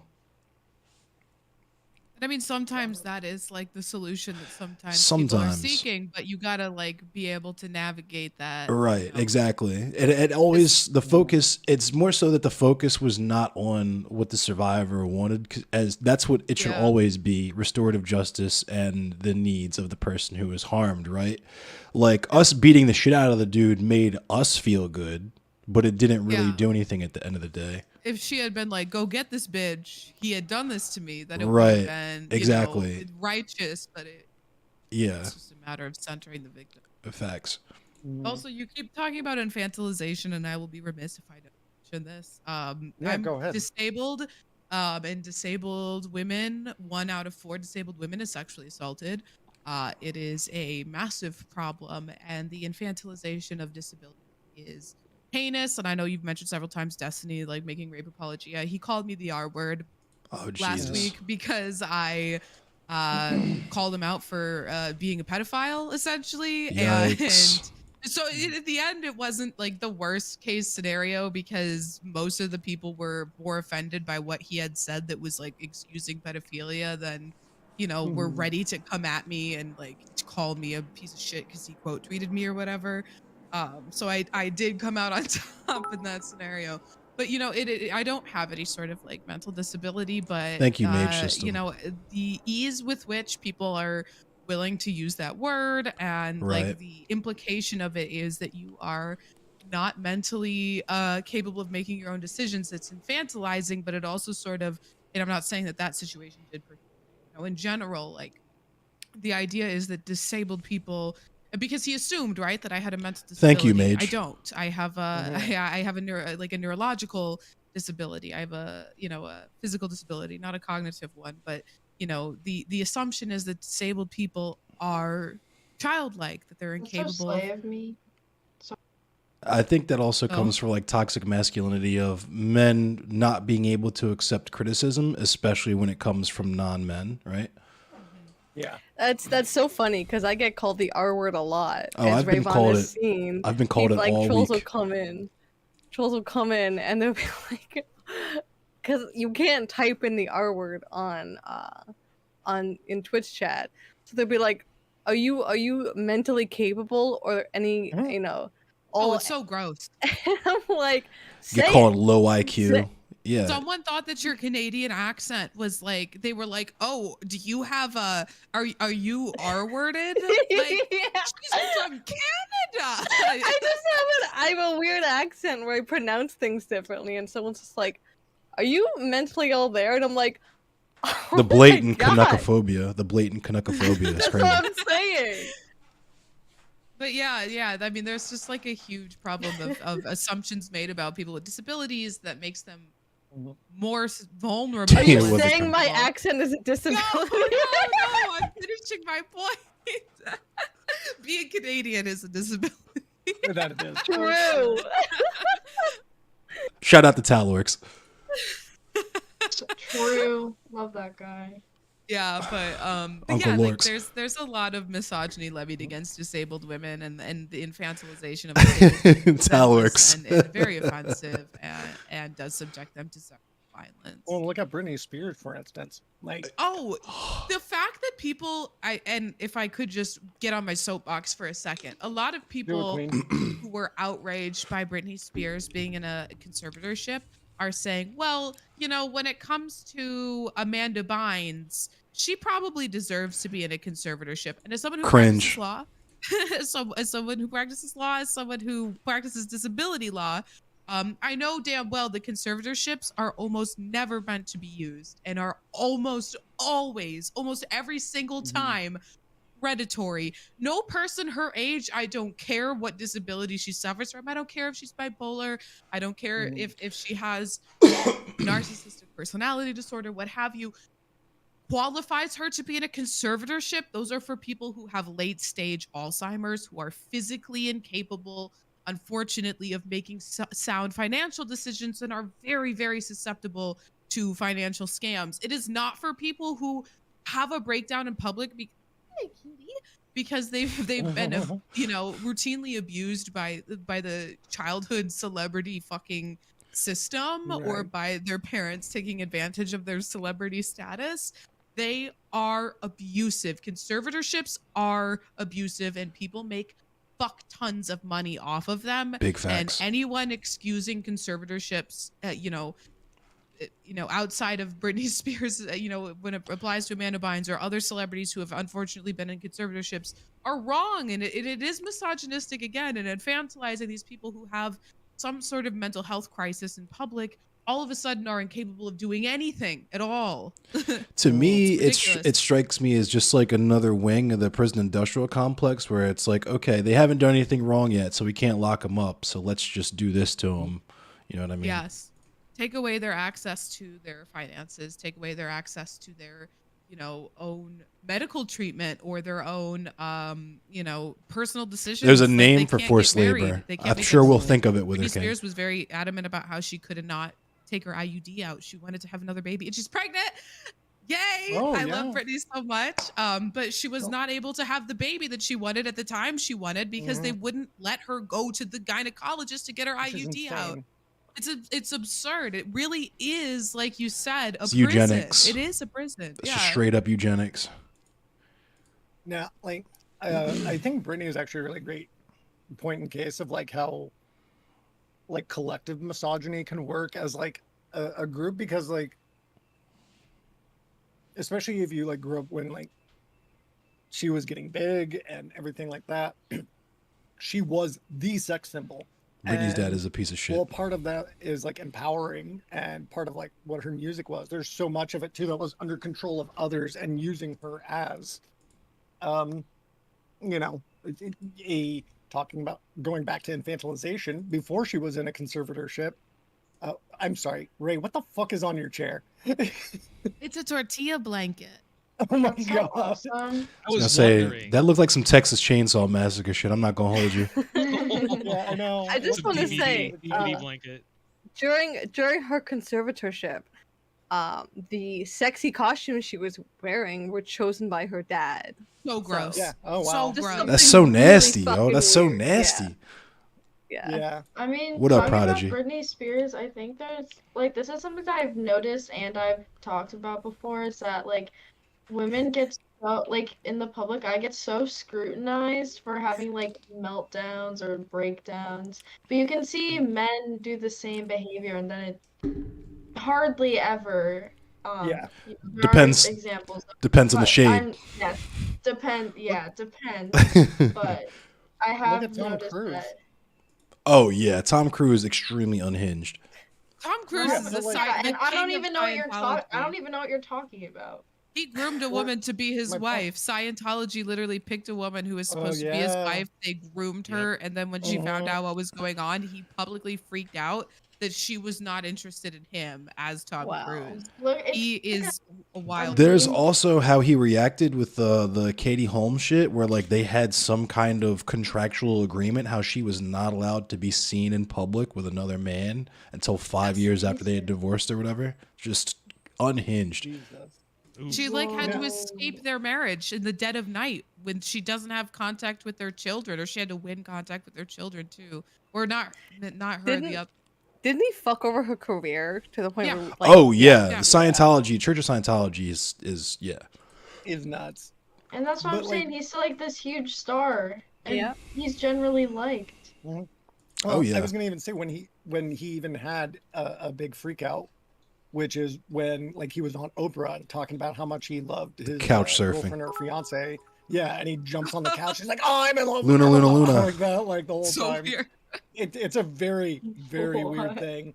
People were like, "Oh," some people were like, "Oh man, he's crazy." That was a big thing, but others were also just like, "Oh, he's just passionate." Like, Like I'm sure You that know was what I like a mean? big deal when that happened, but literally Britney Spears' meltdown is like such a cultural moment Thank at you, this Sharon. point that there's like T-shirts of it. Fuck Like Tom people Cruise. literally are like, "I'm having my Britney moment." Like that's yeah, it's become like a we- cultural thing. And it Well, that's sucks the- because she shaved her head, right? Because she was so Mhm. She tired just of shaved her people- head and She like was- Right. She was tired of people touching her hair. She Yeah. was sick and tired of people touching her hair Relatable. without asking her first. Yeah.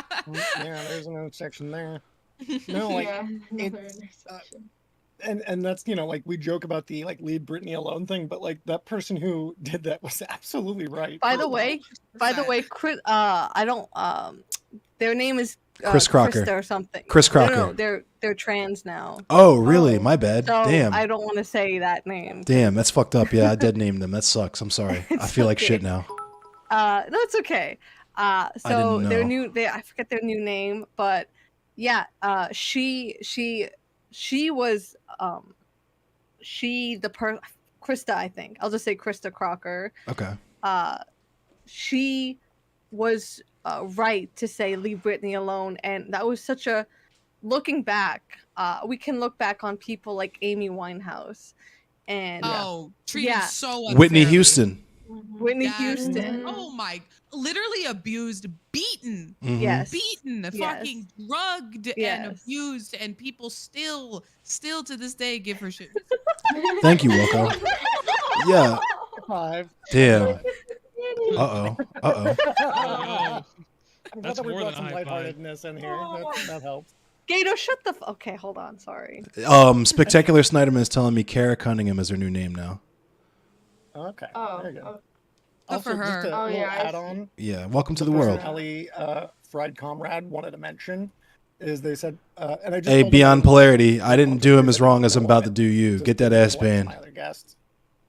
Until next time. But well, as we're talking about infantilization, the treatment of LGBTQIA plus and POC people, I think it's funny living in Las Vegas. People come here purely for vacation and so regularly fetishize trans and POC people as if they're toys to play with.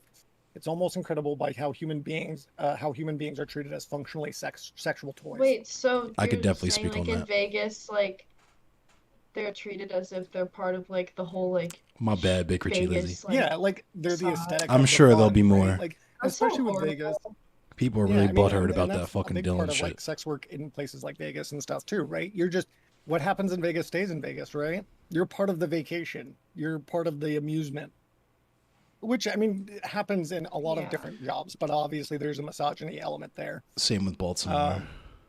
Yeah. With And- Baltimore? Really? Yeah, just because we're a majority black city here, like people, it's just sex tourist vibes. You know what I mean? Just I believe Yeah. that. No, but no, I think with like what we were talking about with like infantilization, and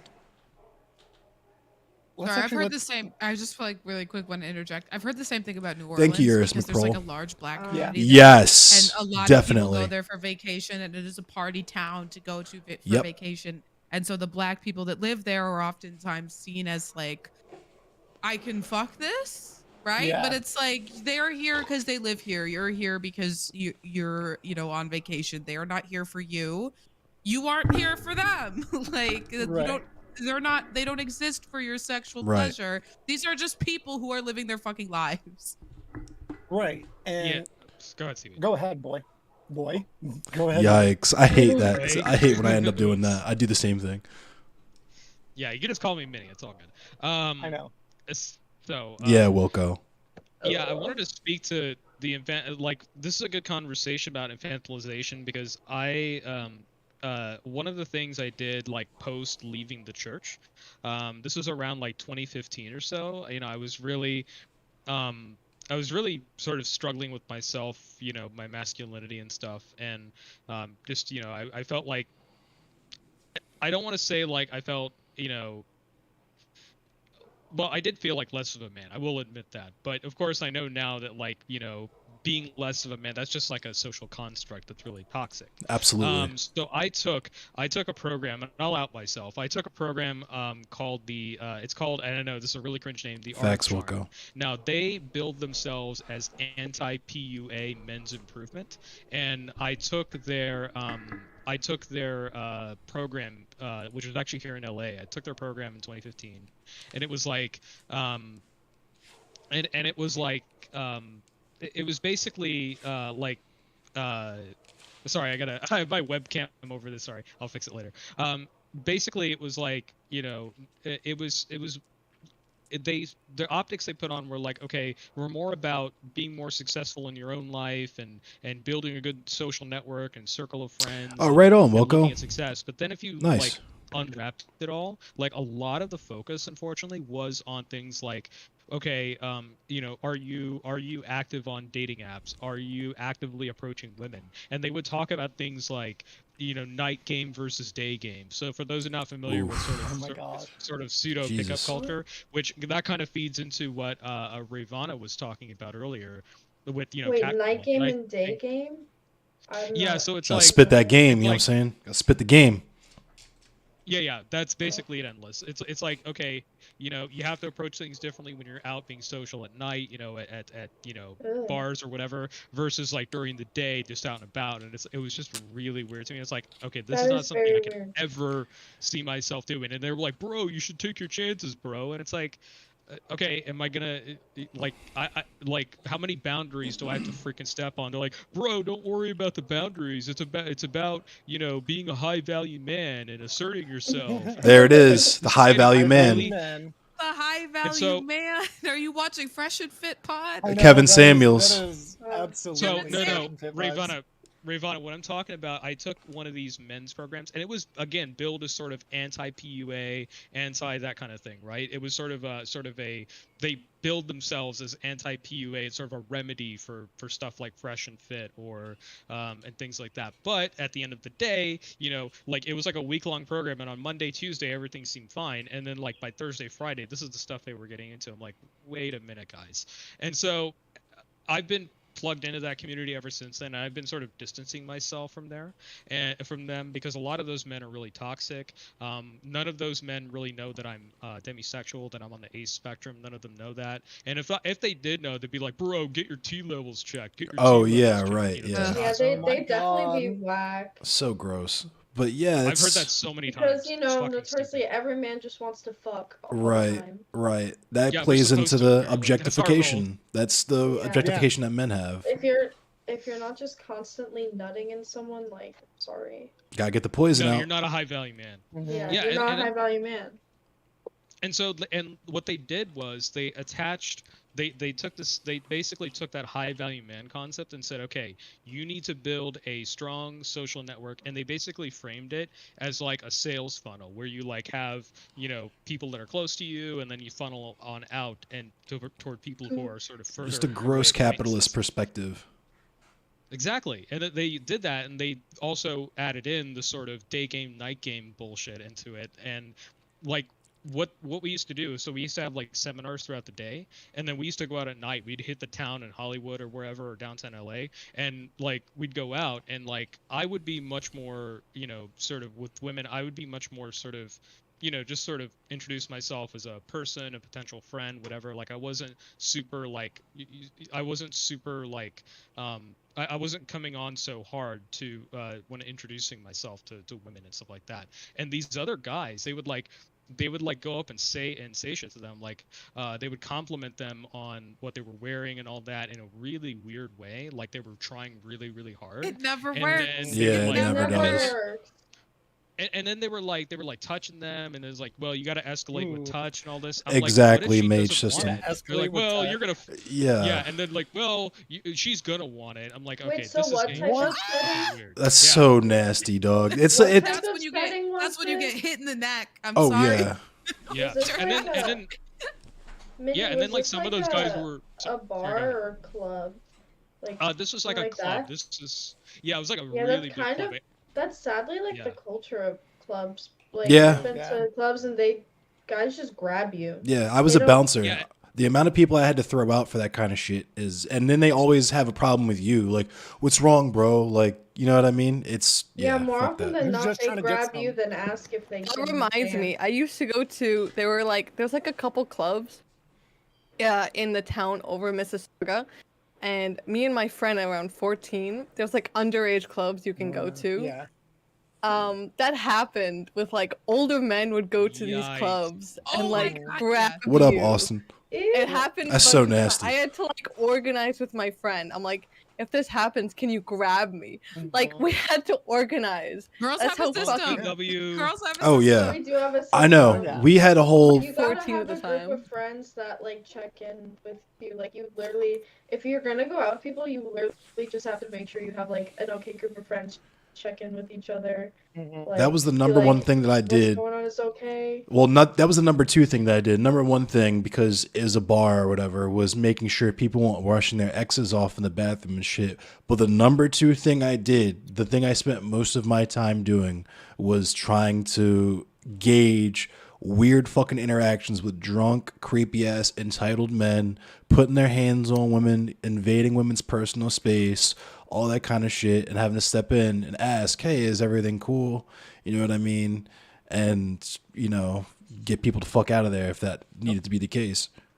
When I You gotta. when I was really into the club scene when I lived in Maryland.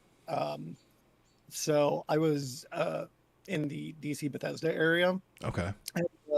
Uh, But I also actually went up to Baltimore a lot, by the way, for the club scene sound check. Oh Place yeah. called Bamboo, which is on the other side of I believe Frederick, Yeah. which I know can be a little rough on the west side, right? That's Yeah. where the KKK is. So I like, don't go out there. got you. This was like an old warehouse, as is much of Baltimore. Graffiti warehouse Oh was yeah. around too. Yeah, That so stuff is you know cool. some of those spots. Right, Yeah. right. And one place though was called Soundcheck. It was in DC. And yes, this is going to sound really, this is bad on my part. It shows exactly what I was doing in the Navy at the time. But I was in the EDM scene, and I think Ray, Nice. yeah, Yeah, that's what I I mean by was club scene. big in the Hey. EDM scene for a Yeah. while. When I saw your story on that, I'm like, that's how I know we could get along outside too. I'm like, we're both going to the rave. Yeah. But sound check was a little different though because JPEG's like, if you're okay. in the I did scene, security you for get to know all JPEG. these He people, seems like I've heard some the EDM really scene is a little troubling shit slimy, about like, him that's the whole and everything. his interactions with women, but Yeah, he's was cool to me when I did security for but him. I was going out like 3 times a week to clubs. And yes, No thanks. No thanks. it was part of the social culture of it.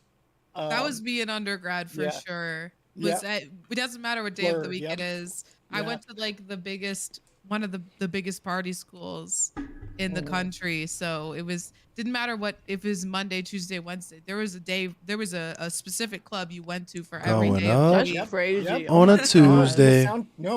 This is it because like so at the time I was doing a lot of different things that you couldn't do in the military in Minecraft. And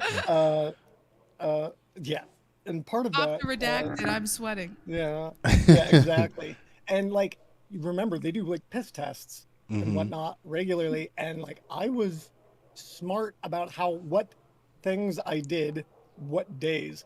And Wednesdays were a special day for like. Yeah, If I I'll wanted to drop get fucked up on a something, I Instagram got fucked link up in on something that chat. wasn't able to be tested. Which Quaaludes? no, it starts with a K for another day. Ooh, something for some horses, Minecraft. perhaps. For In horses. Minecraft. Yeah, He was stuck in a bit of a K-hole, if you will. yeah. You know, we all have a bit of horse in us. This is true. Just embrace your inner horse girl. Embrace so your inner horse that's what I girl. did. I don't know. So I don't so know. Wednesdays the were left those has days for ketamine, that. the And right has ivermectin. Yeah, it was ivermectin. Yes. He's getting fucked Yeah, up. we getting all fucked have. up on ivermectin. Yeah, we But all have a bit of Wednesdays. horse mass. Wednesdays were my sound check days, which was this place. And like you were bringing up, Ray, like you have a different place for different things, different type of events. And Soundcheck had their EDM shows on Wednesdays. So that's how I got my middle of the week fix. And the thing about Soundcheck, though, is that it was a really odd club. They do it like the more EDM stuff on Wednesdays, and that comes with its own culture, which there's a lot of problems in that, like Ray and I were kind of mentioning. Yeah, I got kidnapped or almost kidnapped at an EDM festival this last year. Jesus. So Yeah, I Yeah. remember that. yeah, it was Yikes. bad shit. Bad shit happens at these Was it places. a year ago? Yeah. Yeah, it was just last September. It Oh was my not that God. long ago. That is not Yeah. that long ago. Holy shit. And yeah, Sheesh. that's crazy. Yeah, the Peggy stuff is not really supposed to but be super public like that, but you'd go to this place. I'm just and speaking on my experience. You'd see because but- there's like like half naked girls or whatever, don't and that's know. just part of the culture. Like, Oh, yeah. men are gonna wear less shirts, women wear bright, colorful clothing that's often skimpy or whatever. But that's part of the fun because you're all really fucking hot, not doing drugs, and and like headbanging the fuck out, right? But then there's always in this club, which is in like downtown DC, you could always tell like the different types that were not there for like that scene that were like old dudes in suits, like standing by the bar, which is like not like I said, like there's already problems within the EDM scene, the plur scene, if you will. But that already like just sets off red flags. It's like you're obviously not here to like enjoy the music and like socialize Right. and stuff.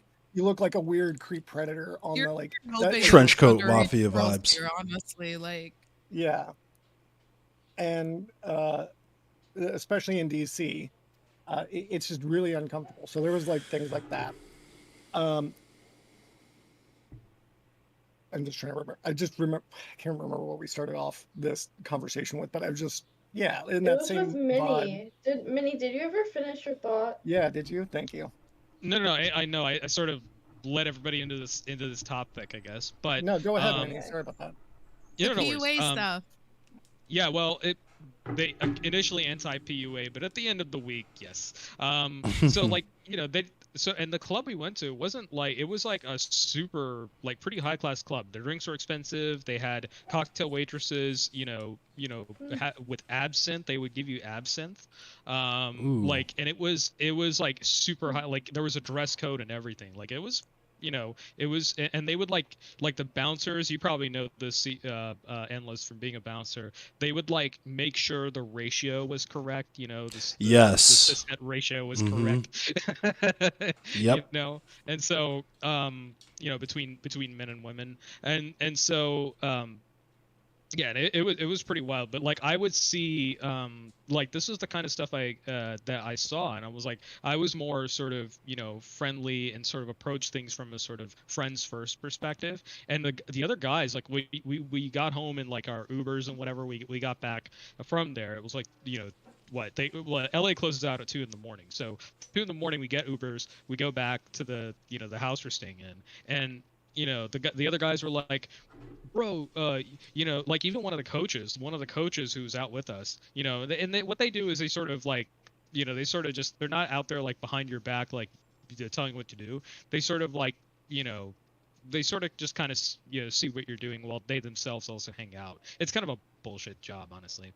But yeah, but the coaches, like the next day, they like literally told me, oh yeah, you were pretty cool last night. You made a lot of friends. You said hi to a lot of people. Like one of the challenges they give you is like high five 50 people, and it's just so cringe. Which high fiving, okay, fun and all, No, but like to force you to do that. High fiving works. Like if you are, It does. if you're not trying to like meet women, if you are a man who wants to make male friends and you are out on a weekend Oh, and yeah, lots of for people sure. are drunk, any high It works. five, they will take What up, it. bird?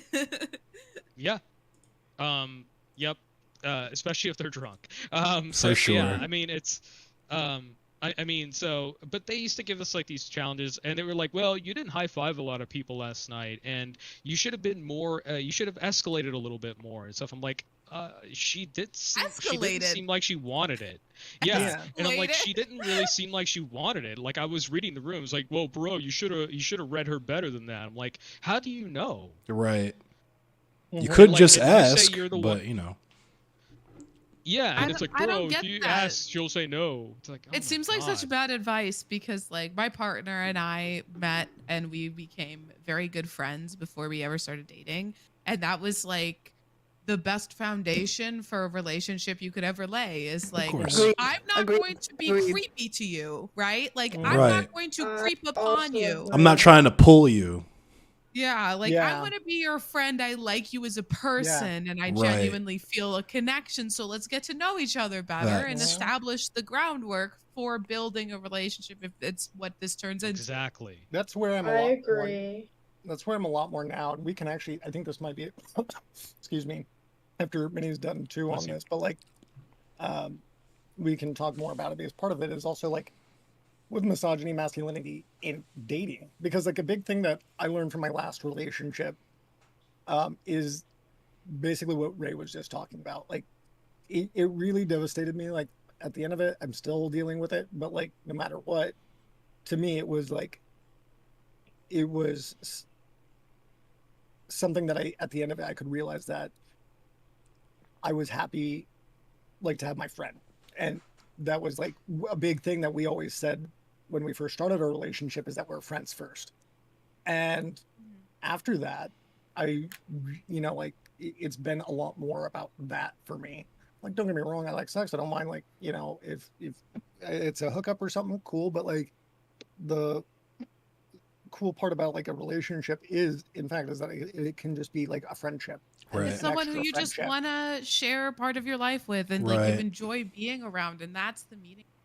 it. Right, Yeah. exactly. And I mean, Absolutely. I'm kind of going Don't through get me that right wrong, like- now with my ex was we were friends and then we started dating. We dated for 2 years and broke up, and she is my best friend for like 3 years.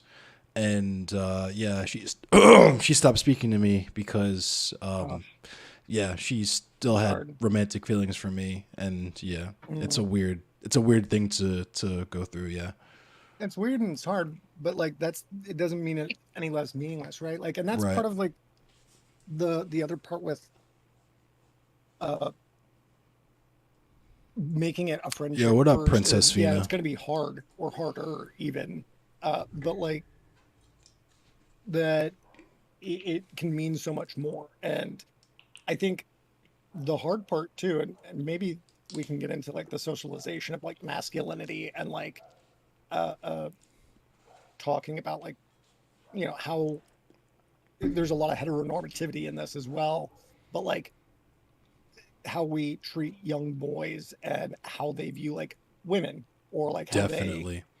like socialize with women. Because like young, it's like, oh look, he's like a little lady killer or whatever. We talk about the heteronormativity aspect because people are like, oh, you're teaching our kids about gayness, but like, obviously we teach these things to our children. Right. But we're teaching these same ideas about catching women, basically. I mean, like, that's literally the whole, like, the kid, like, boys chasing girls around or chasing skirts is, I think Boys will be another boys. word. a lot of Yeah. it has to do with like alienation of girls and women and femme people from a young age, from their Yeah. even like their moms. There's a lot of Thank you, moms Crix. that along with the mommy issue thing earlier, they'll almost vilify uh other femme people to their young boys, you know what I mean? They'll be like, oh, never get yourself tied down with a woman, or so on and so Hmm. forth. um to put that seed in there to make sure that they're always like their main woman. The mom's always like the main woman in this person's life. So it's, there's a whole bunch of Yeah, that that's too. really fucked up, Wilco. I'm Yeah. sorry. Also, I just wanted to mention this because it Yes, really Mage made me happy System. to see, and I think that a lot of it all comes from you too. Ellie Fried Comrade said, just want to say this is the first panel I think I've watched in years that didn't make me want to rip my hair out. Everyone's on point, feels like a conversation about stuff that matters rather than a WWE fight. So Yes, Period. that makes me feel Yeah, good. yes. That makes me feel really Yeah. good because That's the goal. that is Yeah, literally the exactly. goal. I would never be a part of a panel that was like a Yeah. WWE fight. Listen, I I'm just here to debate Ravana. That's it. True. I'm just here for dunks and clips, you know what I mean? That's Yeah. all. Which is True. hilarious, by the way. When Destiny watched our first panel of this, it makes sense why he said it was boring. Oh yeah, of Um, course. I thought that was hilarious. People- that's- Boring. People learning things? Wow, That's not for me. awesome. And they were Not like, for me. we're saying like they're just saying Also, the they're same talking old, about like, misogyny. Of course, it's boring to No, him. it's working. There you Sorry, go. can We you hear hear me? Yes. Yeah. Okay, do Yep. you mind if I bring my friend Jay in, my best friend in the world? I feel like she would Thank have you, a good Crix. Thank you. I Hey, appreciate you. Jay. on Hi. these issues. Hello. What's up, Jay? Hi. Pronouns? She, Yeah. they. Okay. Oh, Pronouns are in bio. Lit. No. Ratioed, and you have pronouns in your bio. Tina knows me. My history was the WWE panel circuit kind of drove me nuts. Oh, Yeah. shit. Wait, I'm sorry. Destiny watched your debate panel, or not debate panel, and said it was boring. What was the Yes. panel about? It was this Masculinity. panel, It was this panel, yeah. Oh, it was the last week's panel. or the last couple of weeks. Yeah. Yeah, with Shark and Yeah. Merrick. Interesting. Yeah. And Katarana. Oh, Yeah. I wanted to do it. I was so sick. I was know. downtrodden with I COVID. know. I He think the damn dance competition wasn't nice. yeah. I'm No, so he mad. came. We got I quitting. got about 100 followers within like a couple minutes. And I did a mass ban because at first we didn't know what was going on. I didn't know it was from him. And then Sens, of course, Sens looks up to me. Is like, it's because Destiny's watching us. I'm like, oh my God. And then I pulled him over. He had us on while he was getting ready for Elden Ring. And I just had like a ton of people coming through. And then Prodigy comes by and he's like, they said, do you need me to get rid of them? And I'm like, please, just do it. And I love put OG the fence in. Prodigy. Prodigy. Shout out to Prodigy. Prodigy, Yeah, one of my Prodigy favorites is ever. a G. An I don't know OG if they're in my even. chat right now. OG is chilling in they my even chat came too. in Prodigy, without if me you're asking. listening, you're a shoddy and you're so Yep, sexy. they just said There's heart Prodigy. back. Lucid love. Hi, No, Prodigy. Yeah, and Prodigy, just like, by the way, I didn't set up my guests or anything like that, like to like my command for everyone. Prodigy just comes in here, is like, make command panel, and then like all your names. I'm like, I didn't even ask you So to come in here smart. and do this. So smart. The best of us, really. Thank you. Yeah, exactly. So like Prodigy always comes in when I need it. Like the fundraiser too, I was like frantic and dying, like having some technical difficulties. Prodigy's like, what do you need? I'm here. I'm like, It's so successful though. It's such a successful fundraiser. I know. Hell yeah. But Like, so yeah, thank you, Prodigy, for being a real one. Really, like the mods. that's make true. everything Prodigy happen. deserves more praise. Yeah. Prodigy going on does with that- everything for us, but we need to do something for I know. Prodigy. Every once in a while, I'll like open up my stream and I'll have like a bunch Y'all of too people kind, banned in my stream chat. And I'll say, Yes. "Oh, Prodigy was at Prodigy was at work Yeah, last Prodigy night." was Like working. Prodigy, like actively, like when they're modding in other chats, will just We'll just hop ban over. people from everywhere, like universal Mm. ban. I think, Yeah. No. which is and- good. and I want Sabah, those fuckers amazing here. Don't get on stuff. Prodigy's bad We side. love 'em. Mafia Don shit. That's true. You'll never be able to talk in a Twitch chat again. But anyways, though, with all of that, like, sorry, just reading chat. Where were we at last? Oh, dating. Yeah. I'm sorry. I'm just trying. We got off on a tangent. Talking about healthy relationships and Yeah. like how to initiate them. Yeah. Thank you. Thank you, Ray. Facts, Wilco. Yeah, I think also flirting is actually something I kind of wanted to get into because I think flirting is really weird for a lot of people because it's Something always I'm like really good at. That's a lie. That is the biggest lie. I'm the most awkward person on the planet. But yeah. It's definitely hard for men. Yeah, and women too, obviously. But like, I think the other thing is like talking about those boundaries, especially since Minnie brought it up, right? Like, what is comfortable? Because part of flirting itself is about like testing boundaries, right? Like, it's to see if, like, what if I creep past just a little bit and kind of say something like this? And it doesn't need to be weird or gross. And I was talking about like socialization. Like, there's someone that I started talking to, like, and you know, I don't know if it, but it feels like there's a genuine connection there. And part of like what I kind of put in just for myself was like, hey, you know, I was like, we were supposed to see each other, and like still how, but like just saying like that, oh, I was looking forward to seeing you or something like that, and just kind of like showing interest. It doesn't need to be like super risky. It doesn't need to be anything on somebody's body. And I think it really is just like, hey, you know, like I have interest in hanging out with you or like doing something like that. But like, I don't know. I just find it's an interesting topic just because flirting, I feel like, can range for so much, especially with women and femme presenting people here. Like, you guys see a lot of it like on like dating apps with like how quick it goes from like 0 to like 100. Like 0 to I'm in your bed right now. Come back home, For baby. I'm real. waiting for you. I mean, I've literally had people open on dating apps being like, "You trying to sit on my face?" Like literally stuff like that. I'm Damn. so glad I'm not on dating apps. You got to work anymore. up to Oh my that. You fucking can't lead God. off with that. You got to work up to that. You got to lay some It groundwork is first. so funny though, No, because literally honestly, you first just damn have to be message. normal for like 5 seconds. Right. Yeah. Like, Right. get to a point where people are comfortable with you being like a little bit more provocative, but like people don't. They start with they pitch with Too that. horny. Way too can't- big horned up. You get too horny too fast. Yeah.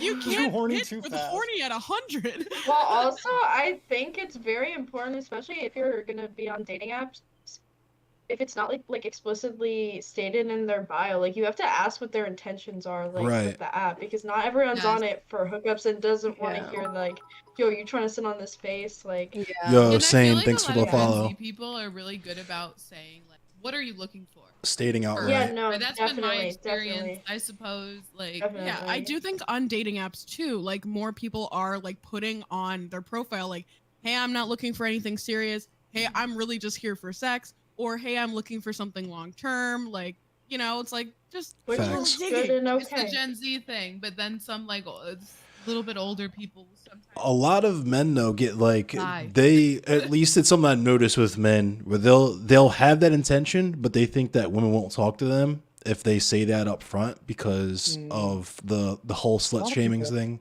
There's Right. so many But women that that's- are just looking for sex. Yeah, right. that- Oh that's yeah. That's absolutely just rooted in sexism because Exactly. Exactly. like, Yeah. there are just as many women who are looking for just sex Yeah. on Yeah. like you just Yeah, can't I know assume a that lot of women who everyone want is. to catch bodies.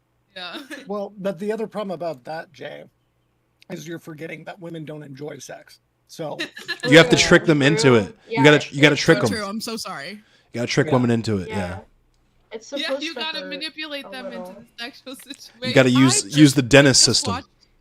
I just watched a TikTok about this the other day where somebody was like talking to a male friend and he literally told her straight up, yeah, you have to like trick women into thinking you want more in order to like have sex with the type of people, because I want to have sex with people who are wholesome, but Yikes. you know, But then wholesome leave them. people aren't gonna like they're not gonna let me hit if I'm up front. I'm like, And it gets into back into what we were talking about earlier, because there was a dude who is not my homie anymore, but we hadn't seen each other in a while, and we met at a bar back when I still drank, and he was telling me about like one of the ways that he picks up women was like, you know, you get him out and then you get him drunk and you feed him drinks and then that's and I was like, I see dog, that so many times. yeah.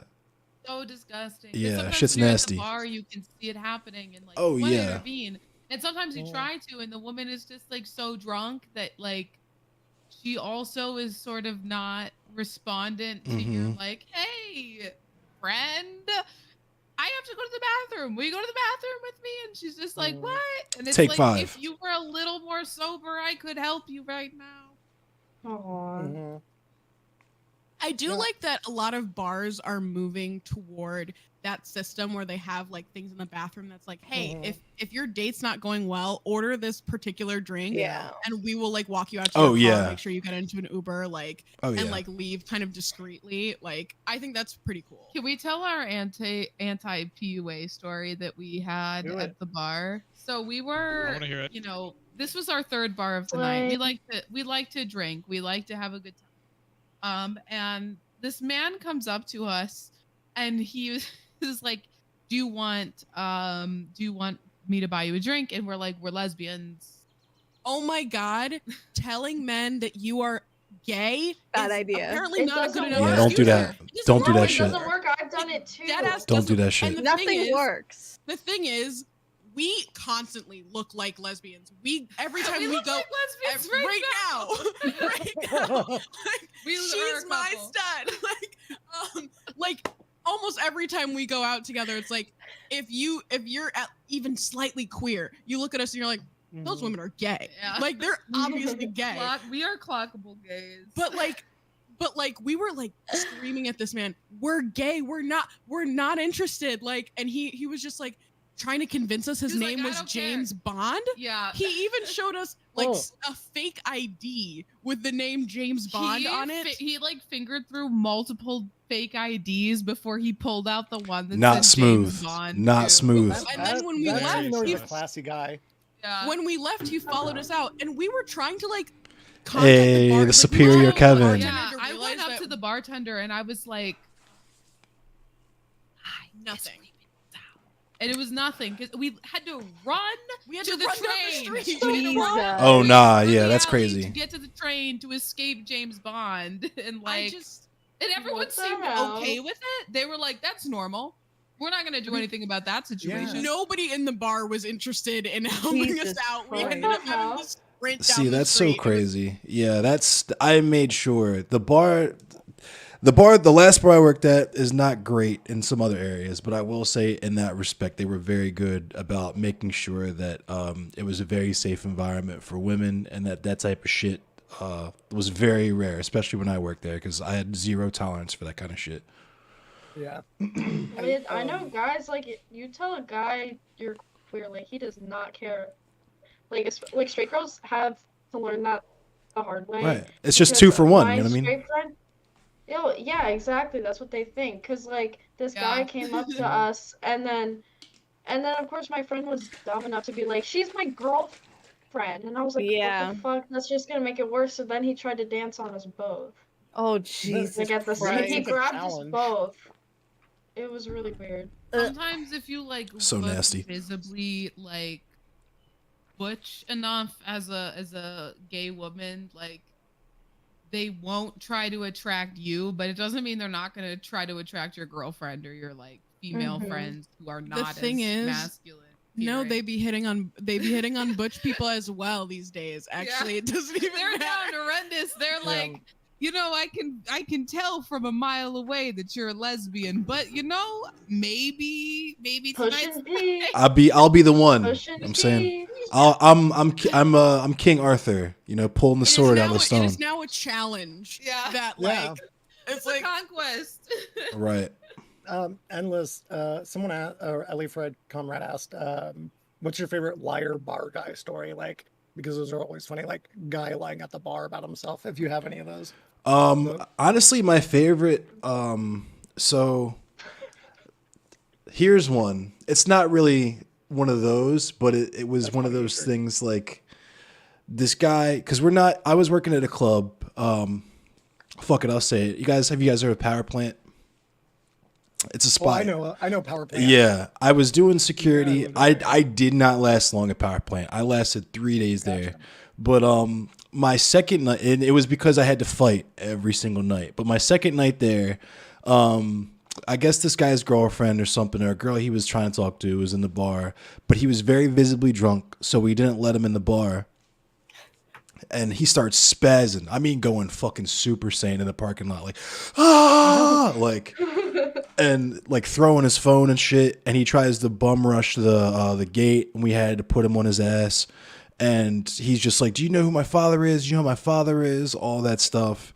Right, yeah. And I thought he was bullshitting, but I guess he was dead ass, because when the cops came, the only thing that they did was put him in the back of the ambulance and make sure that he stood in the ambulance while he's like yelling at the cops, like calling them pussies and all this stuff. Like, my father makes more in 10 minutes than you make all year. All this other crazy shit. But yeah. This was like DC area, you said, right? Baltimore, So, yeah. This is my those are my favorite type. The "Do you know who my father is" types. Those are my favorite. Yeah. It really shows where their idea of like, it's talking about masculinity and inferiority. Yeah. So much of it right there is just like, I'm gonna pull on daddy. Like. Yep. And yeah. It's just, I don't know. I love when people lie. It's just, you love when people lie. It's so funny to me. Yeah. No, I mean, it's just. I also love just because I've dealt with a lot of pathological liars. Yeah, just because I also am involved in the music scene. Like, I did the other bar that I did was like one of the premier music venues in the city, and I play death metal and stuff. So I've met a lot of the other like bands in that space, and it's always mad funny when people are trying to be like, "Oh yeah, I know him," and they like show you some fucking like weird ass faded Polaroid from like 1998 of them together, like a promo picture, like, "Yeah, that man's my best friend," and I'm like, "No, I'm in a group chat with that guy, and he does not fucking know you, friend." But go off. That's funny. Now, I think a big part of where obviously like we said about like the objectification of women, turning it like anything into like a score or tally or notch under the belt, an object. Right. No, exactly. Because I remember when I was like younger and in the Navy too, like you're just thinking about, how do I get laid? Because you feel like you're just missing out on you got to get the poison out. Like, Yeah. I have a cringe conservative meme that I have a folder just for cringe conservative memes, and it was like a masculinity one that's like talk basically that. Was that's how you have to get, yeah, the darkness outside of you is you have to have a girl pull it out of you. It was, yeah, it was like you have to have like a good woman to not only pull it out of you and swallow that out of you. I'm sorry in advance, but yes, I have saved this meme because it Ew. was cringe conservative one. It made me laugh. But yeah, I just obviously like what is to be done, I guess is the question, right? And like teaching, obviously teaching men has to also come from a lot of other men, like me, Cemetery, and Minnie, because, and Ali brought this up when we first kind of started talking about this after the Destiny stuff, that like the you're just gonna like you'll talk and you can see when like people just don't listen because like your opinion's not valued in any sort, and it's obviously like a lot of it has to come with just like how we treat women as children, like we mentioned. Like they're not products to be sold, nothing to be passed off to. But obviously, I think a huge issue is also just talking with men and like masculinity. So kind of like going into that, and we'll go into the flirtation and stuff like we were talking about. But obviously, like I guess endless mini, and I'll talk on it too. But like, what is masculinity to you? And we can ask the women too, like, or like an ideal masculinity. Like, what is it to you? Because I'll still say like, uh, um, it might be a little old school, but just saying like certain things like man up or be a man. But to me, like those words specifically mean something very different. Because in my ideal version of what a man is a character that I want to like push, someone that's noble, someone that like, and this can go for a woman as well, but like when I say man up, it's almost more like grow up, Right. Oh yeah.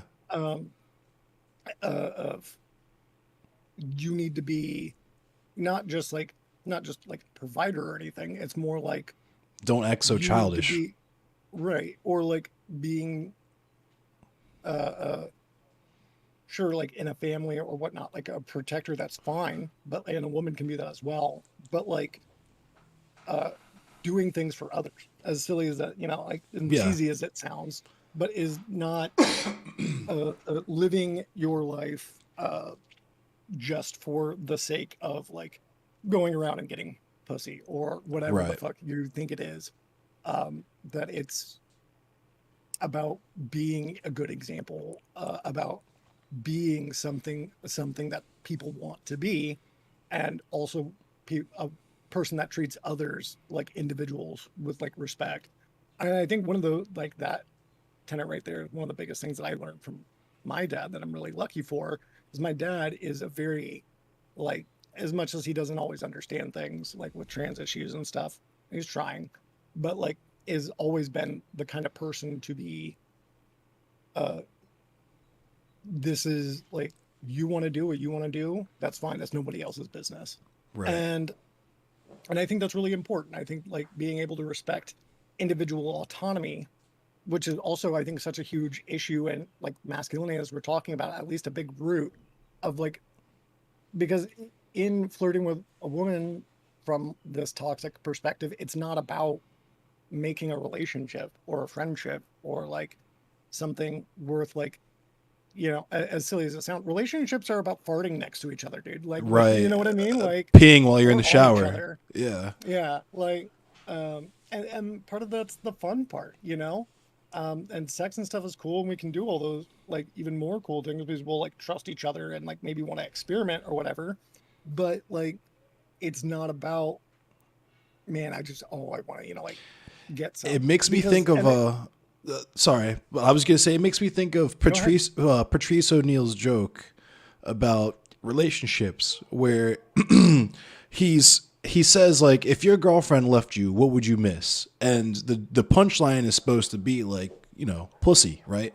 But like, there's so much more than that. Like, if like I'm going through this right now. Like, I lost my travel buddy. I lost my meme buddy. Like, there's so many other things beyond just the physical intimacy of sex that it's like, you take for granted because these are things as part of toxic masculinity and misogyny that we just expect women to fulfill as women, right? Women are supposed to be domestic providers and therapists and all these other things that are seen as, feminine.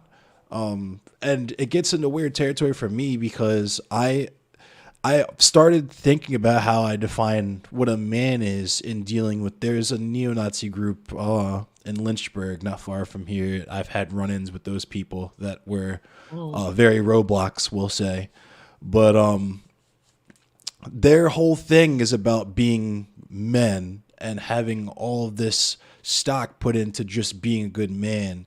And for me, that shit is predatory because there's so many people out there that are insecure in their masculinity because they, are unsuccessful when it comes to romantic partners, or their socioeconomic status is not as high as they would like it to be, or they don't see themselves as a high value man.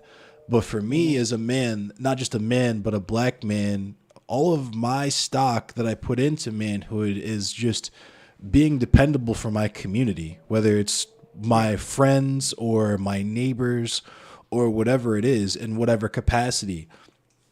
I want to be that 50-something-year-old black man with the Kangol hat and a cigarette hanging off his lip that knows how to fix any machine with more than 3 moving parts in it, right? I'm already on that path. But at the same time, it's like, it's going to vary from person to person because at the end of the day, gender is performance, right? So it really just, it's whatever a man is, whatever you want it to be. And if you establish that you are a man and you want to be seen in the world, you say to the world, I am a man, respect me as such, then there's nothing that anybody can really take away from that because, like I said, at the end of the day, all of this shit is performance anyway. So, well, and I think you brought up, and Minnie, I'll go over to you, and then we can talk to the women of the panel. But one thing I find really interesting about like masculinity like that is that like all these like ideas of it, so many men feel that they can't fulfill, so they become insecure, right, and then put that on the onus of that on women, right? Because you're not like making it women are making it me feel like you're emasculating me. Right. You can't. But it's unfortunate because a lot of those expectations that men put on themselves are not actually ones that a lot of women hold. Like, and I think one of the main I'll let you know when I figure it out, Paula Maleficarum. Like, men feel very insecure about their height. Thank you, Big Richie Lizzie. I don't really know that many women who care deeply genuinely about do not care. Height. I don't know that. I don't. Yeah. I mean, and there are some. Like, don't get me wrong. Well, they exist. It's one of those things where there's like there's a loud few on social media who are like making bad jokes about it and like posting about it and like shaming people or whatever. But like genuinely in real life, I do not personally know somebody who I'm like literally friends with who cares at all about height. And then all of the men I've ever interacted with romantically, like, if they were like slightly shorter than me, like, we've never said a word about it. Like, they don't seem to like, care either. So it's like there's this like, I do feel really bad for the people who have gotten it into their head like everybody cares about this. I need to focus on this. I need to be really insecure about this and make this my whole thing. When like really it's like genuinely less people care than you think. It's the same thing with like body type, for example, like people who are like really concerned about being a certain size or whatever. It's like genuinely that's not going to stop you from like getting meaningful connections if that's what you want. Also, it just doesn't. Also, I find it really funny about like, and I'm sorry, Minnie, I'll send it over to you right after. I just find it funny that like, no worries, especially from people that are really toxic, and first off, they never want to recognize the reason why they don't, of course not, connect with some women is because they're toxic or they view these things. But like, there's the idea of like the Stacy and hypergamy and whatever. Yeah, exactly, Wilco. I'm only 6 feet tall. I don't know if Jay knows much about Stacy's or hypergamy. Oh, She's Okay. more online than the rest. Embrace bimboification. Yep. But is the funny thing is that like, and other men will immediately think it's just money, but like normal dudes with like dad bods or whatever, or like considerably, I feel you, Ellie know, Fried, ranks up comrade. their weight class of like feel you. women and like attractive women. It's cool, like, Wilco. high Genuinely. value women. Like as That high value shit is so toxic too. yeah, I it know. is. What But is as, it? like- Kevin Samuels has a grip on a generation. I mean, like the most popular body type for mask people as of right now is like a skinny, dad bod. Heroin The chic. dad bod. You know what I'm saying? like no, like a skinny, like Pete Davidson Pete kind of Davidson. look. Oh, yeah. Yes. Dad bods and Pete Davidson. Motherfucker looks like he hasn't slept in like 3 days. Perfect. You know what I'm saying? And I mean, what the about ladies, it? Call him slim thick. a little tongue. my own Slim my own thick. partner is one of those skinny ones, so it just doesn't matter. Yeah, because I mean, women are obviously much more interested in general because they're not having to deal with these ideas of masculinity of what they must be, to where like it's not. I mean, yeah, don't get me wrong, with plenty of women that like buff dudes, but like so many times there's plenty of like like kind of like here's a good way of Right, not saying it Wilco. in a mean way, Stavros looking motherfuckers We that love like a snobby baby. yeah. Women love a man with a good sense of comedy, regardless of his appearance. Snobby Yeah, and then- baby. Oh, yeah. Let's just Straight up. roll. Straight up and The down. ladies love him. I do Yeah. need to say something. There is like with it doesn't matter what you look like. What is the most important thing is generally empathy. That is Yes. the most attractive Yes. thing. Like 1000%. confidence and empathy are like the main Emotional things that maturity. really- Also, Make you- humor if you are. Humor. Just I do because think, Oh though, my when it god, comes to- humor. I do think when it comes to confidence, like a lot of people build up in their head that they can only be confident when they're the best version of themselves. or when they And it's reject their just- emotions, like act like they're Yeah. completely Right, and it's- invulnerable. And it's like, no, you can be confident just like being who I'd you fuck are, Stabby just to and see what like it was like. people will feed off of that energy. Like you Yeah. don't have to wait until you hit whatever goal you're trying to reach. You don't have to wait until you make like a certain amount of money or lose a certain amount of weight or like whatever. Like you can do it now. And that is the snobby baby theorem, right? And Savvy Baby is super empathetic too. yes, and people love him for it. He's so fun. Mhm. Well, and the other, sorry, I know I keep on. I'm gonna say this last part, and then I'll go over to everything. Just like a lot of, because it's just a good topic. It's just interesting because like I get that the too, other Mage System. side of like For sure. the toxic masculinity are the people that kind of like me growing up too, and probably like a lot of the other dudes here, probably you too, Endless, as a creative and whatnot. But like the like we mentioned before, the nice guy stuff, especially if you're like talking with a person, it's like you've been friends with them for a while, and it's like, but I'm always here, I'm always you know what I mean? It's the oh, I was nice and a friend, so why am I not getting laid? Right. type The of transactional mentality. view. It's a transaction. Yeah, and it's just and it wastes so many people's times too. And it's also why I really hate the term friend zone just in general, because like what we were talking about, like, well, I want to be friends with my partner. So like to like feel bad that's like, oh, I'm friends with them. Obviously, like, if you're looking for a romantic thing, it's generally better to bring that up a little earlier and still like Right. build a friendship. Like there's vibes though, like Yeah. there's so many different types of relationships, Right. Like you can form a platonic relationship. There are even people who have Right. platonic relationships with people that they are friends with that they also have sex with, right? Like, Right. and then you've got romantic relationships. If you're not cultivating, if you genuinely don't have a romantic connection with this person, and you just happen to be sexually attracted to them, that doesn't mean that you guys are like romantically viable. And I think Yeah. too many people get into their head that like if they check all the boxes, then like that means that they're going to have romantic chemistry with this person. And it's like, Right. that's not a thing. Yeah. No, I think that's a very valid point that a lot of people like miss out on. Minnie, now I can go back to you. Your No views worries, on no like worries. masculinity for yourself. So anyway, it's like, compared nah, let to- me. Oh my god. No, Masculinity. yeah. So for about Yeah. about like how I view masculinity, I am much in agreement with Endless, and I wanted to, however, extend this. This is a thought I had just listening into all of you.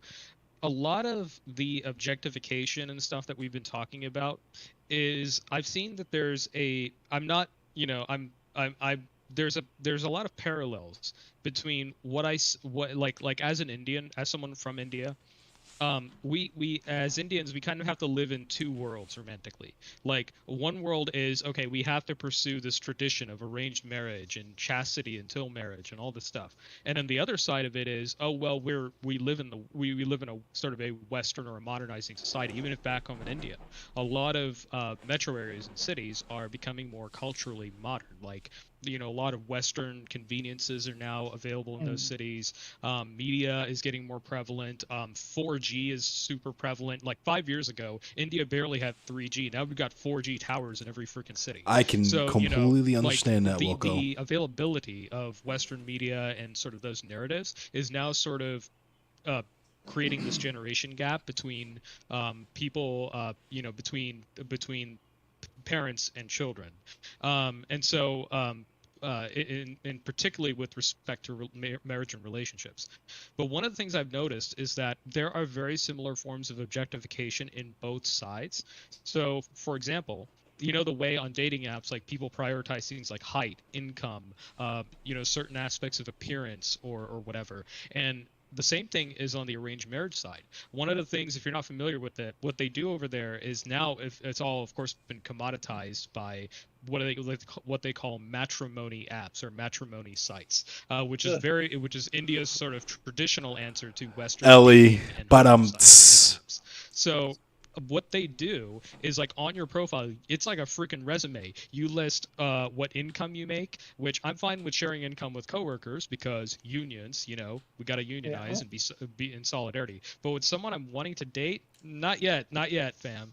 So the problem is that like, you share your income, you share what school you went to, degree, your height, and it's all in the arranged marriage profile. And like parents, they're looking for a future spouse for their kid, for their adult child, right? When they're in their 20s, they're looking for a spouse.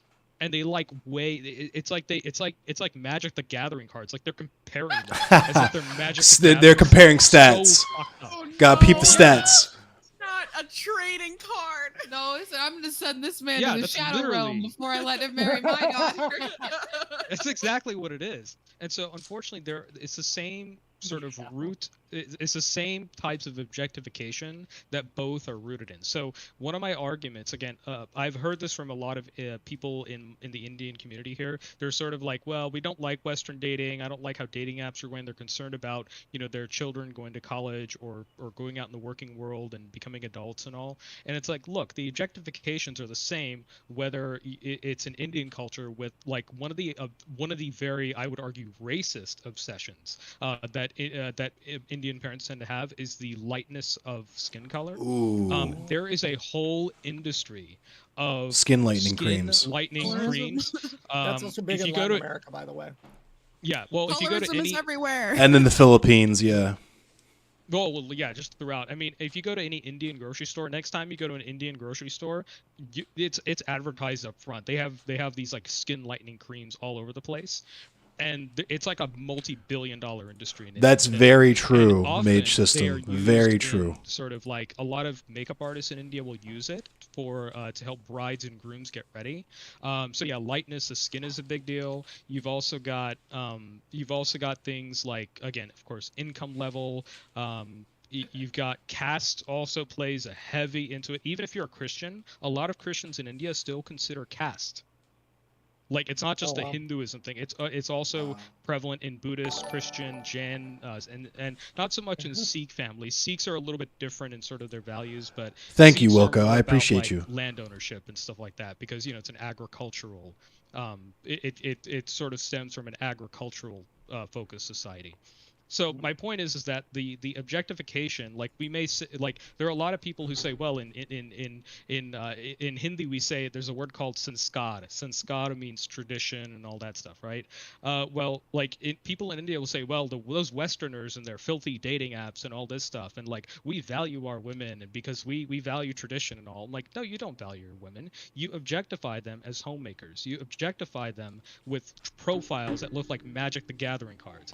You try to window shop window shop a spouse for your adult child who you want to get married right after they graduate. It's like, and you objectify everybody Like the by expecting anti-miscegenation them. laws are protecting white women. Yeah, and then the other thing is you objectify everybody by making them conform to the script and pushing it so hard on them. And that's where those are like, and I think that's the same thing here in the West too. A lot of parents here, they want their kids to get married, and so they'll like push them to date in high school or whatever. And it's like, yeah, I just have a real problem with all that objectification. But I just wanted to bring up that like, people who argue that traditional is better, no, it's not. It's in many ways, equally bad or in some ways much worse because of the power structures and and sort of and the coercion that's involved in it. So yeah, I just think that there's no good conversation. I feel like, I don't know, I just feel kind of lost, and there's not a lot of good conversations, especially as somebody who is demisexual, who approaches relationships very differently from most what we call masculine men. It's that's why I haven't gone out with anybody in years, so sadly. But and I'm not here to like trauma dump or anything, but I'm just explaining that like this is one of the reasons why like I've kind of excluded myself out of the dating scene in a lot of ways, and my focus is more about friends and community. And I feel like that is what masculinity looks like for me, similar to you, Endless. Yeah. It's like, what are you, who are you gonna, not like who are you gonna be, but like what are you contributing to your community? Are you a positive influence in your community? Are you doing things that build it up, that build solidarity, that build that do that first? Because And women find that attractive. Yeah, well, I'm sorry, one thing- really quick. We need Yeah, to yeah. fuck off. I'm so sorry. We have a No, it's podcast good. to record tonight. We do it every Sunday.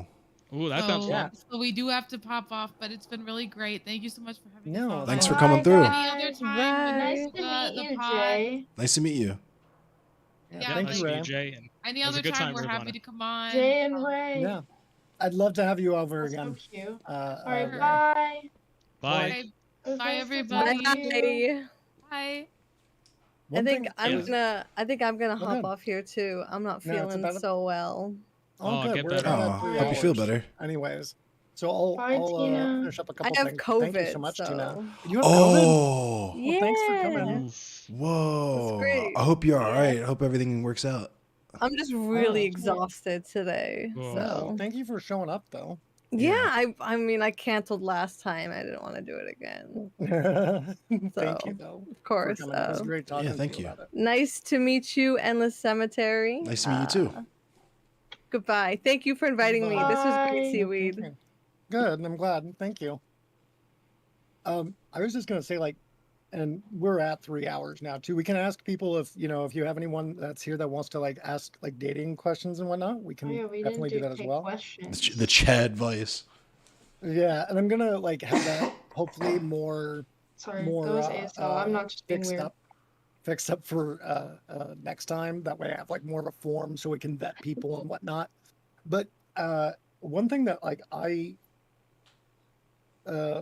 like what you brought up, Endless, what you brought up, like in my experience, like if you're focusing like when we talk about like confidence and masculinity and stuff like that, one of the it's not that you don't have to look for it, like you still Yo, need to, like, Mrs. if you're Triss, interested thank and you. want Welcome. to have like like romantic relationships with people, you still have to look for it and maybe interact and decide. But in my experience, people will show the most interest in you and have the most like moments that might have that if you're focusing on yourself and your goals and Just focus on you, yeah, and focusing on unironically. the things that you like, because often, at least with women, and thank you Artemis creates for the follow, with like let's say straight women in regards to like men and dating, a lot of people are attracted to people that know what they want and that are working for things that they might want, even if like that changes.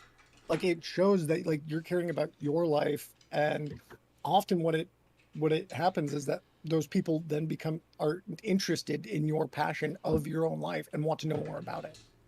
In my experience. Definitely.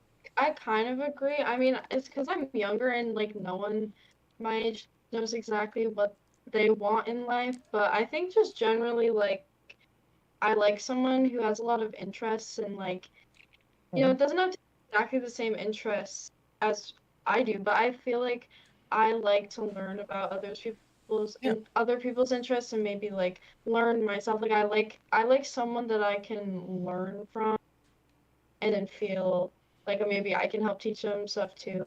Like I think, interests are very important. For sure. And that's what I mean by that, Ali. No matter like, how weird you think that is, like your interest is, I promise you someone wants to hear Thank you. about Hold on real Definitely. quick. Thank you, Tina, for the raid. Thank you so much. Tina. Thank you, Tina. Also, raiders, be sure to refresh your screen. Double click my profile picture, make that view count. Thank you all for coming in here so much. And thank you, Tina. Go ahead, Minnie. Yeah, I was just sorry. I actually, since it is my birthday today, I am 33 years young. And actually 33 feels better than I was at 23 when when I told my story earlier about, being a music worship leader and just being depressed. Yeah, it was not a good time. Do not stress your 30s, because your 30s are actually the most lit period of time in your life, Loki. Thank God. It is lit. I have time. It is lit. Thank you, Tina, for the follow. Time. Yeah, but I was just gonna say, like, I think that that interest in what other people are interested in, like learning who they are. Like one of the problems with like objectification is like I've seen this in many different communities. For example, I've been in the automotive community for a while, and one of the things I'm seeing is like you'll see on Instagram, you'll see a lot of like car girls that they're genuinely interested in cars. Now some they do it because car photos and stuff, and being broke in your early 30s is way more cool because they actually are Trust interested. me. Like they can talk shop, they know all the aftermarket upgrades, they know everything, right? And they actually race. They actually like race their cars or whatever. On a track, of course. It's street racing. I'm not into that call. I don't like street racers. I feel it, Wilco. But yeah, that's a different type of vibe. They ruin it for everybody. That's the facts. Thing. Yeah. But I see this, and then you'll see under the comments like, "Oh, you're just posing because you're a girl and all this stuff." Like, like people will comment under, and it's very frequent. And like weird gatekeeping. Do they have like a name for like hot car girls? Because I know like hot gun girls are called like gun bunnies or something. Really? Yeah. I don't know. There's some name like for them. Yeah, I haven't heard that one like yet. Badge Bunny. Yeah. So I was just wondering if there's like a name for just like hot car girls. I don't know. I'm only familiar with Snow Bunny, but Hey, Snow Bunny. Snow Bunny. I know a lot of those. No, not really. I mean, there's obviously like tuner culture and all that stuff, which is really toxic in a lot of ways. It's Gun Bunny. Is that right? Maybe. I saw on like I found like this weird like gun page on Facebook because I created a fake Facebook page of a fake woman and I wanted to just add her to weird pages, and I found like a page that was just like a gun page and they were talking about gun bunnies and like them having fat asses or something. It was weird. Wild. Really cringe. And it's never, it goes into, really it can't ever be just about the interest. It's always got to be the shock Right. and awe that a woman is interested, you know what I mean? And then it's never about her choice in like a firearm or whatever. It's like you were saying, she's got a fat ass or whatever. Like it's gross. I'm gonna tell you right now, I didn't go digging for it. I found it literally on a cop's Facebook page. It wasn't that hard. Naturally. Naturally. It was not that hard. And the other thing is too is like anytime a girl has any interest in like anything that is like masculinely coded, it's like, or has been like, it's like, oh, she's like a pick me. She just wants to be not like the other girls. Right. Oh, she's a Yes. gay. Yeah, Oh, she does that's that to definitely men. Yes, something Kuma. that I feel like I have dealt with a lot because a lot of Yeah. my Oh, I can only interests have imagine. been very male dominated. Like I'm on Twitch, I like video games, I listen to like a lot of like alternative music and like rock, Mhm. and The yeah, metal I love scene is Breaking definitely like Bad. that. The metal scene has a serious Yeah, problem with that.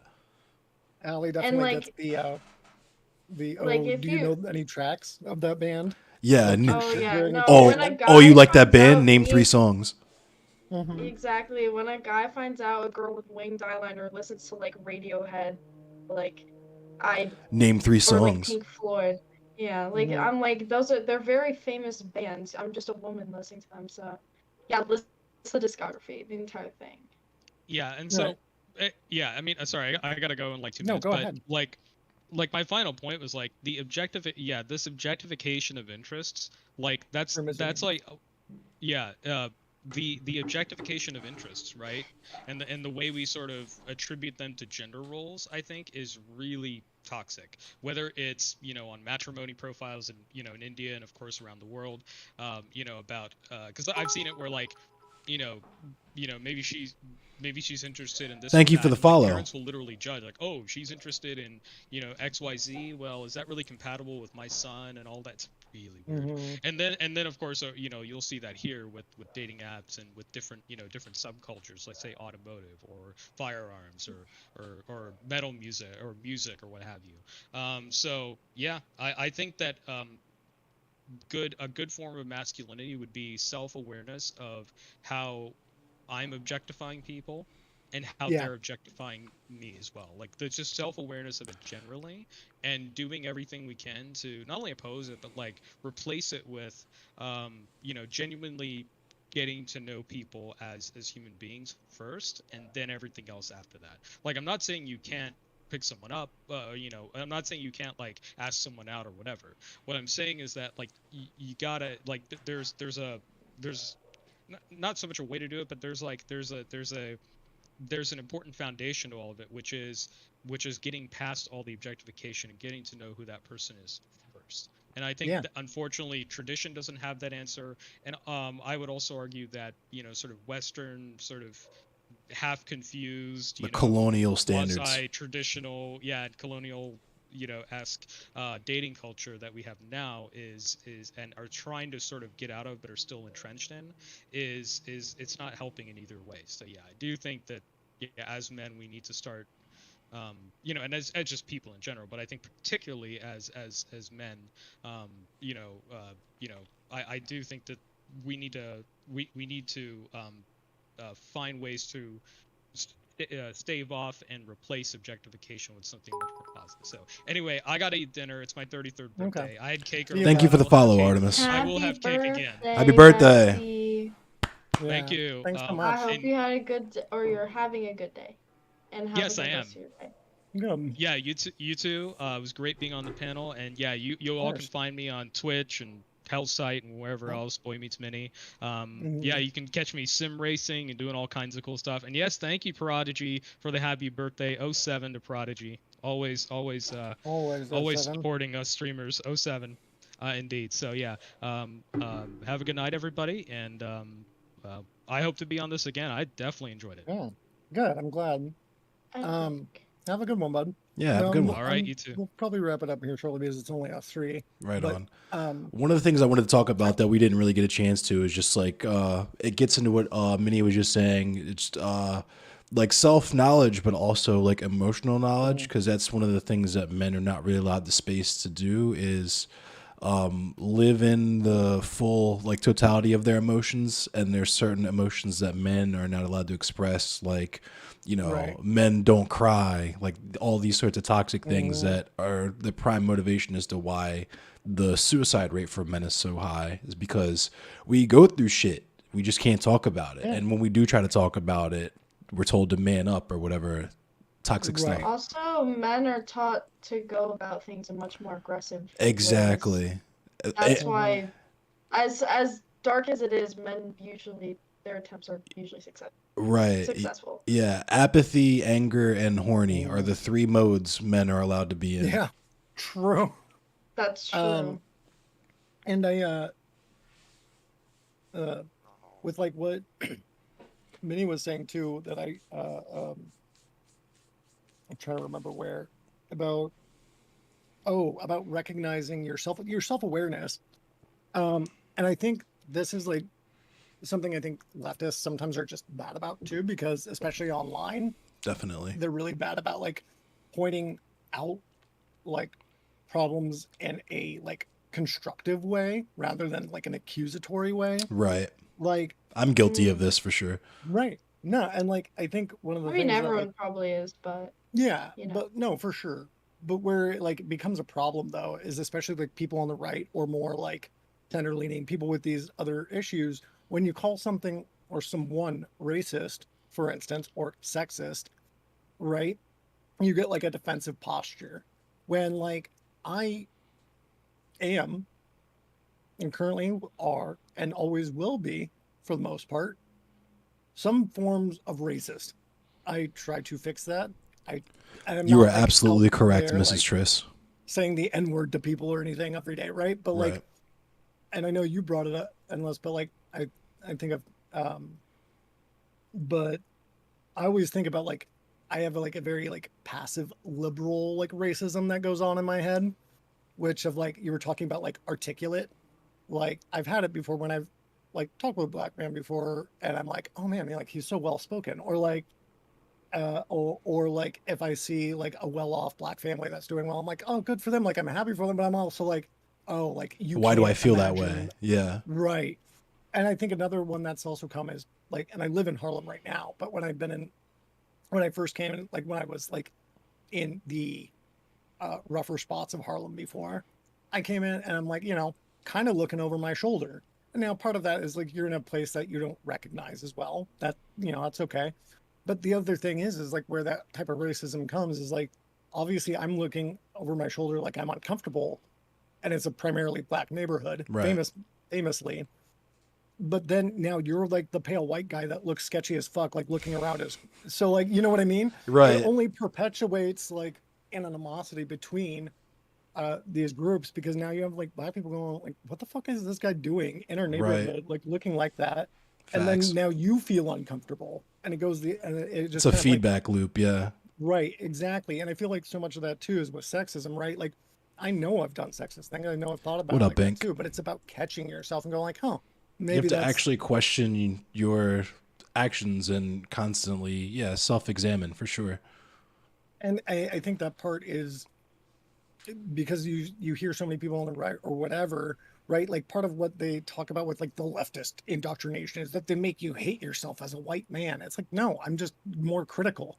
Right. Like I Exactly. recognize like some things that like I've come from or the privileges that I have. That's not to say that I haven't worked hard. That's not to say anything else. I'm not like, and I'm not demonizing myself and blaming myself for every like thing. I know that I've read books like Huckleberry Finn. I've watched movies like, that these things, sexism, racism, all of it is perpetuated in the media. So of course you're going to have some of these things in your I mean, head. I read Huckleberry Finn in middle school.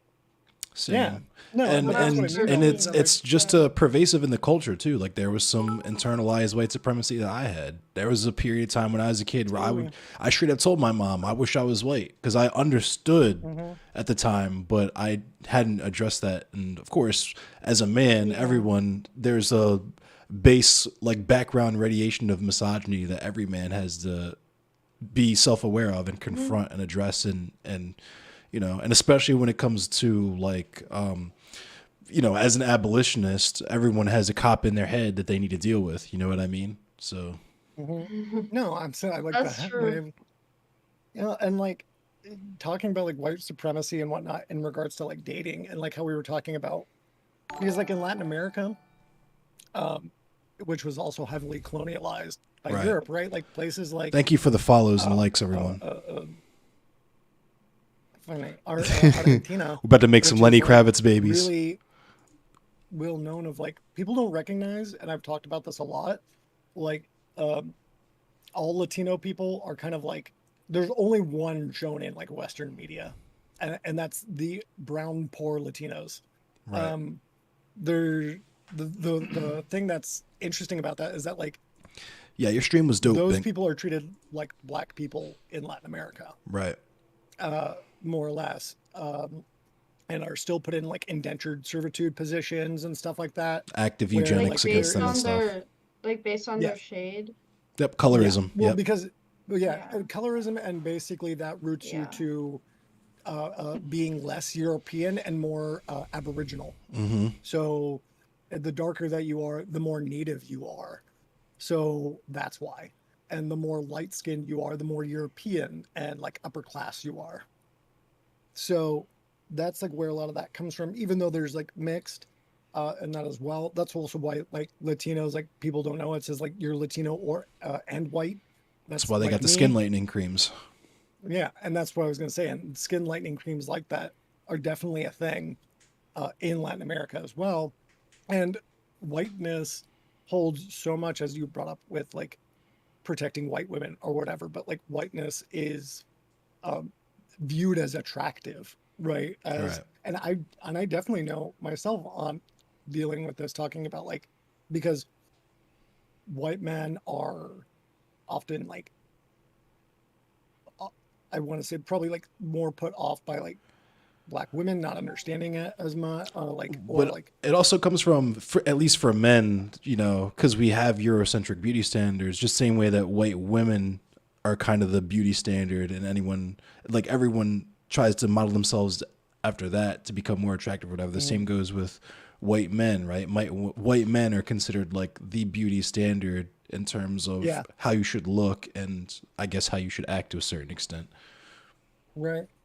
And it really interesting too because like Yeah, colorism is very different from racism. that definitely And thank you, Idric. reduces your pool. 1312, Right, of, I like people that. I actually talk to, and there's some obvious fear in racism about that. But also, I know, and you could probably speak on this in the Black community, where like, I know there's, you know, a big thing with Black men liking like, or trope rather, of like liking thicker white women. Oh, and then yeah. also Black women being jealous of that Yep. as well. Right. And there being an animosity against whiter women, and not only whiter women, but light-skinned Black women. Yeah, I was really self-conscious dating like in high school and immediately after high school and stuff because, you know, I'm from Baltimore County. I grew up mainly around other white people. So in terms of who I could date is just ended up being mainly white women. And because of, you know, how the racism and stuff works, the pool of who I could date ended up being what would be considered the less conventionally attractive white women, the thicker white women, I guess. And it just kind of played in that stereotype to the point where like relationships would be hard for me because I couldn't even like go out in public, like meet my girlfriend at the mall and hold hands because I felt like everybody was staring at us and Wow. everything that comes along with that. Yeah. Yeah, and yeah, there's a whole element there, and I Sarah just found Bartman? it just really interesting too because like it definitely, I definitely check my own like Yeah, hell racism yeah, and man, sexism just in there where I can see like, Yeah, that shit oh, am I sucks. just not as like I realize that I think I realize it most when I've found that I'm more in regards to like POC women or specifically Black women that I've been more interested when they're more light skinned rather than like, and that's, you know, that's my own like internal racism obviously working Right. on that because there's aspects of like the aesthetics that like I didn't grow up around as much or that I've been conditioned to not believe is like beautiful itself, right? Like we can get into conversation about that too with like Jada 7,000 viewers? Pickett Smith's like alopecia, right? Like there's a lot more Right. bald Black women as well, or dreaded Black women as well. Right. And yeah, it's either like because you mentioned exotic too, like you're more exotic when you're light skinned. There's that. too. Yeah, And then you there's also the have to racial deal with- ambiguity rather, yeah. Right. And I know because like so my cousins are Black And one of my cousin, she brought up about as her being mixed. She does have curly hair, but she also has hair that can like straighten, and she's more light skinned. She can have long straight hair, and there's a lot of like animosity against that from like other black women, Oh yeah. and that you're like pushed out and not allowed like sometimes in the club, or not like you're not a true black woman, or like Right. So it's just I don't know. I just we can get more eventually. I can get more POC women on and talk about that as well. But I'm sure I'm Bing sure that's Princess would something love you to come both. and talk about that for sure. She followed actually. Oh, I Bink love Princess. her. Yeah, Bing Princess is I love amazing. her. Okay. Thank good you to for the know, follow. because she followed or she is it she pronounced or She's no? really funny. Yeah, she. Yeah. Okay. Yeah, Bing They, Princess is they- fucking amazing, and she is one of the most insightful people I know in terms of That's awesome. stereotypes for black I women. think And I interact with her a bit on Twitter. I don't know her the best, but she's really cool. she Bink is is great. Okay, cool. amazing. Great to know because she like as I was just getting on, it looks like she had followed me like just before. So hi Bink Princess. Hey. Welcome in. I Thank you for the stand. follow, I, by the way. I stand We'll Bing have to get Princess. you on and talk about that. I defend Bing Princess We'll have at all costs. Noted. It's two people I I defend in this agree. world at all costs. Defend Lil B at all costs. Defend Bing Princess at all costs. Lil B. You don't even know nothing No, about we'd that. Don't love even to worry have you about it. for You the don't know pod. nothing about that, Allie. Don't worry about it. It's before your time. Okay. I'll trust you. The base god, the one and No, only. That's awesome.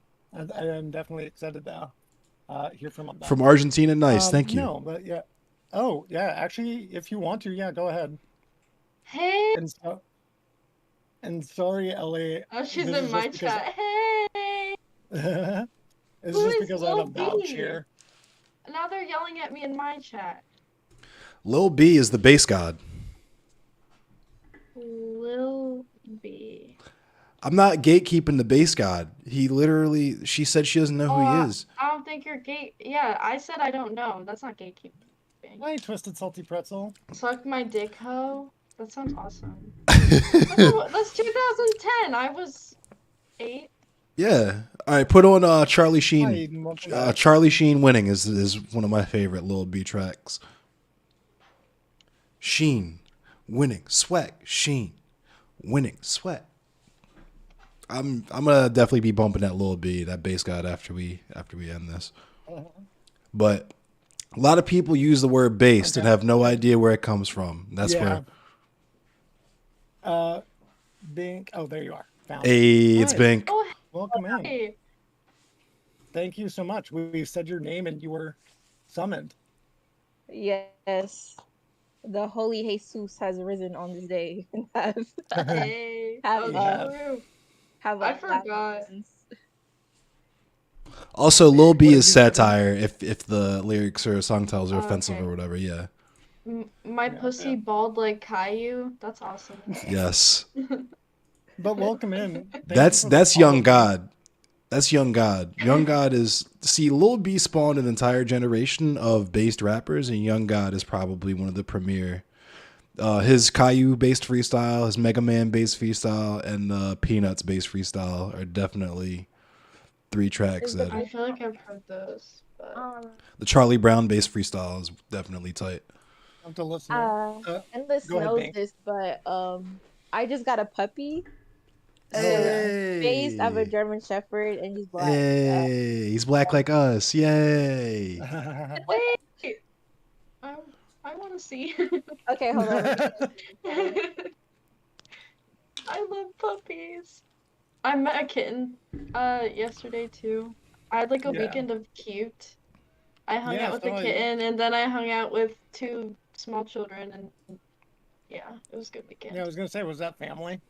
Yeah, that was my little cousin. I guess was I gonna don't, say, I don't know these are exactly you- what it is. Okay, Oh, let's My see how I cousin's can do this baby. Yeah. without Isn't- exposing myself. LMAO. Yes.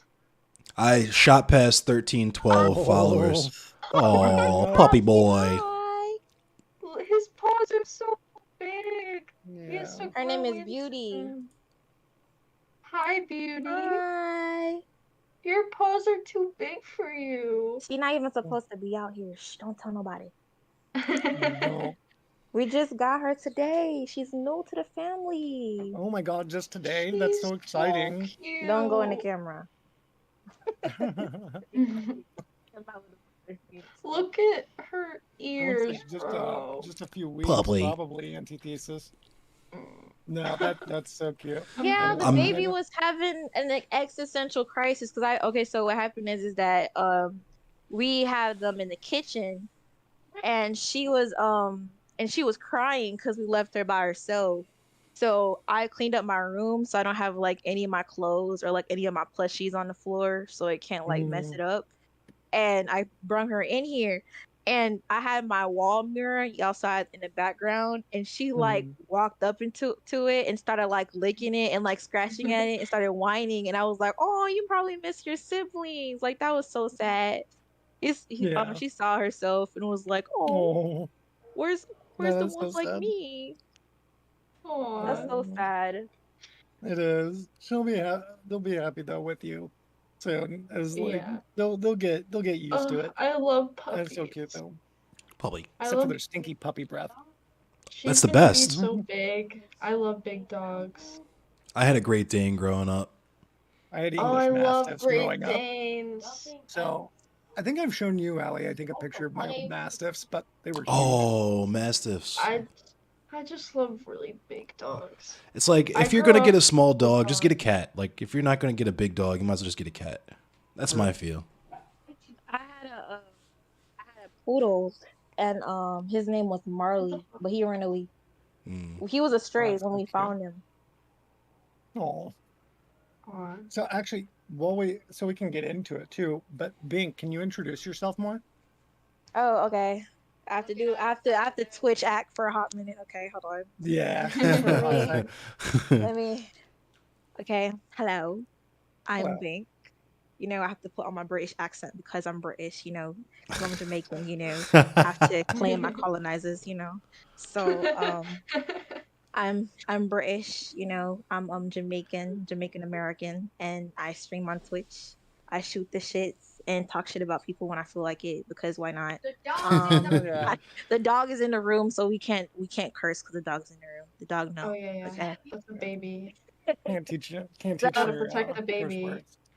So I do research streams and I do educational streams for the most part, and beginner lefty content. So so more like beginners, not deep into theory because I don't really care about theory, but base level theory like intersectionality and like critical race theory and stuff like that. So we shoot the shit and learn over here. So yeah. That's awesome. Very nice. Thank you for dropping by. Thank you for the follow. I used to live right near a a cemetery too, Thank you Inachu. so much. Yeah, I be lurking. I be seeing y'all doing the do, you know, hyping up the girl. Oh yeah, I'm glad to hear. No, like I mentioned before though, like talking about you know, the combination between sexism and racism, especially from like a black woman's perspective, is definitely really interesting because like what we mentioned about like my cousin being like mixed, definitely getting animosity in regards to like dating pool and things like that, as well I mean, there's special like terminology for misogyny that's based towards black women. Yeah, misogynoir. Yeah, misogynoir. Yeah. Oh, I've heard jinx. that. Where my soda at, boy? Oh, you streamed about that today? Prodigy said Yeah. that he watched. It's like, I'll have to go take a look. post the VOD. The big Yeah. bod. Big VOD. Bink actually pulled me up and tried to put a boot up my cheeks because I was originally doing a part of my stream segment called "A Link with Bink," and we haven't done it in a while. So Yeah. Okay. You have my full attention. I told my little brother to take the puppy out, Mara, because he was calling me and stuff, and holy shit. Oh, I'm when sure. you're on the internet, holy. But yeah. So yeah. Let's shoot the shits. What's the energy?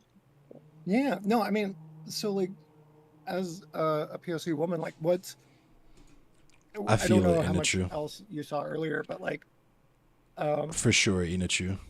I guess, yeah, I'm trying to think about like some of the questions that we went over earlier and that I want to try and get a unique perspective on. But in regards, like, how do you generally deal with misogyny and misogynoir from like online or IRL yourself? Funny because that's what my stream beforehand was about. Right. So I can give you perspective on like um, dating, for an example. I've said this else. And I can give you a perspective on like the whole colorism thing because like I actually went through like an existential crisis for how skin tone. So Yeah. for context, as I said, I'm Jamaican, and a lot of the global south um does bleaching, which is like skin lightening to an extreme level, like literally use bleach to some degree um on their skin in order for it to lighten in color. Um and um inside of Jamaica it's prominent there. I actually have a few cousins who bleach, and Wow. Oh my wow. mom and my grandma are both light skin. So, and I mean actual light skin. I mean like actual light skin. Because sometimes people say light skin, brown skin, and dark skin and don't know what they're talking about. I mean like Zendaya light skin. Like Gotcha. actually like light skin. You feel me? So my mom and my grandma are those type of skin complexion, and I'm similar to Endless's skin complexion. So I had a whole like crisis and everything about my skin color because I was bullied growing up in school, and I was called stuff like Black Santa, and like I was called ugly all the time. People like boys thought I was gross. And, you know, you in elementary school, middle school, so it's, you know, it's not that deep, but you still keep like taking it in and internalizing. Like, damn, I Hmm. just asked It's that not boy good out. for someone That, developing. yeah. So my thought process was, Word, Inachu. well, every time someone sees my mom and my grandma, they say how pretty they are, but when it Mm. comes on to me, they always think I'm ugly. And I never got that because literally now, since I'm older, when we go out, they always think that my mom is my sister and my grandma is my mom. So I'm just like, we all look alike because the genes be strong, but I'm the ugly one for what reason? And the only thing that I could think of is skin color. I actually, for a hot minute in kindergarten, thought my mom and my grandma were white, and I would walk around being like, "Yeah, my mom and my grandma are white. Yeah, I'm white," because I didn't know better. Um, and for me, it's a thing where um I get privilege for being Jamaican because I'm not seen as like basically Black Americans, like African Americans are like the bottom of the totem pole if we were to like put all of like the nationalities on top of each and like ethnicities on top of each other in that measure them Mhm. based off of desirability.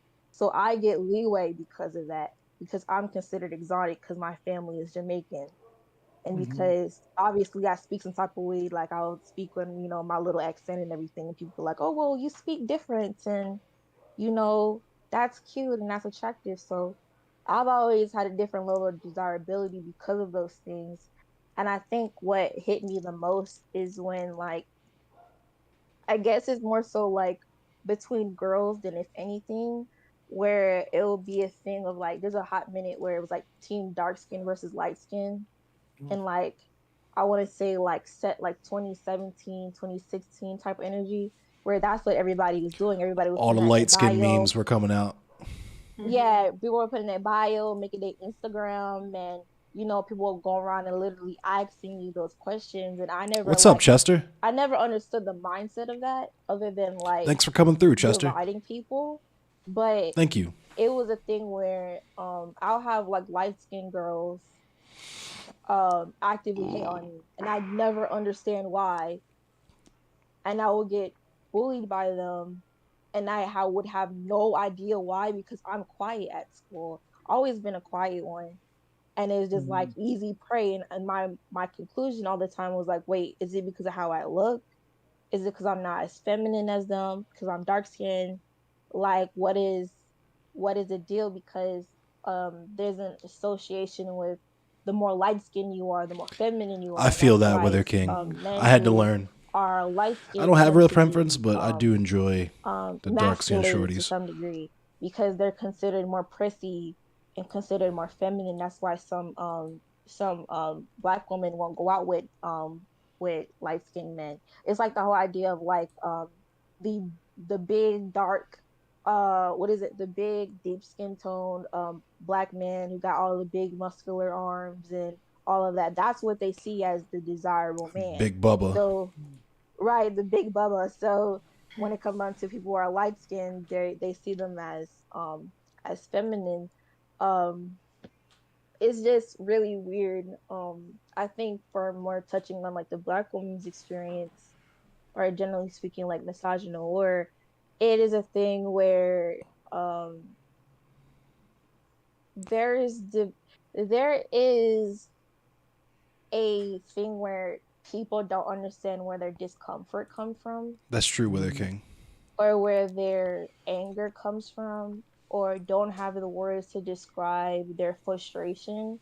And that's why I always talk about history so much, because if you come from a more historic perspective, then all of this makes sense. Like the even like the conception of like why do dark skinned women hate on light skinned women, right? I was Like just why about to is that a say, thing? not to cut you off, but I hadn't even, it was Yeah. something I kind of touched on a little bit, but hadn't even really considered, like the concept of like darker skin being considered more masculine, whether you're actually a man or a woman. Yeah. Um so yeah, that's 100% a thing. So for I mean, I've I seen like other white girls like fetishize guys based off like the light skin, dark skin. Like they yeah, felt like they can be involved in like that team type of thing, which is based on like who they're dating, which is really weird and it gets really fetishy and gross. very For easily sure. For sure. fetishy. It's Yeah. definitely fetishy. I don't see any other reason a white girl should partake in that like Yeah, team. It's just colorist and it gets really fetishy and it's disgusting. yeah, that's why people think it's like really like that's why a lot of like since we're like since I'm touching on like dating a little bit, that's why some people some black women feel comfortable You can't, mage when system. black men date outside of That's a their good race point, because mage they don't system. tend to protect black women in the sense of like they let misogyny happen, or they let like bigotry against their own happen under the guise of, well, I'm dating a black man. So that's the thing. That's like a whole phenomenon for whatever reason.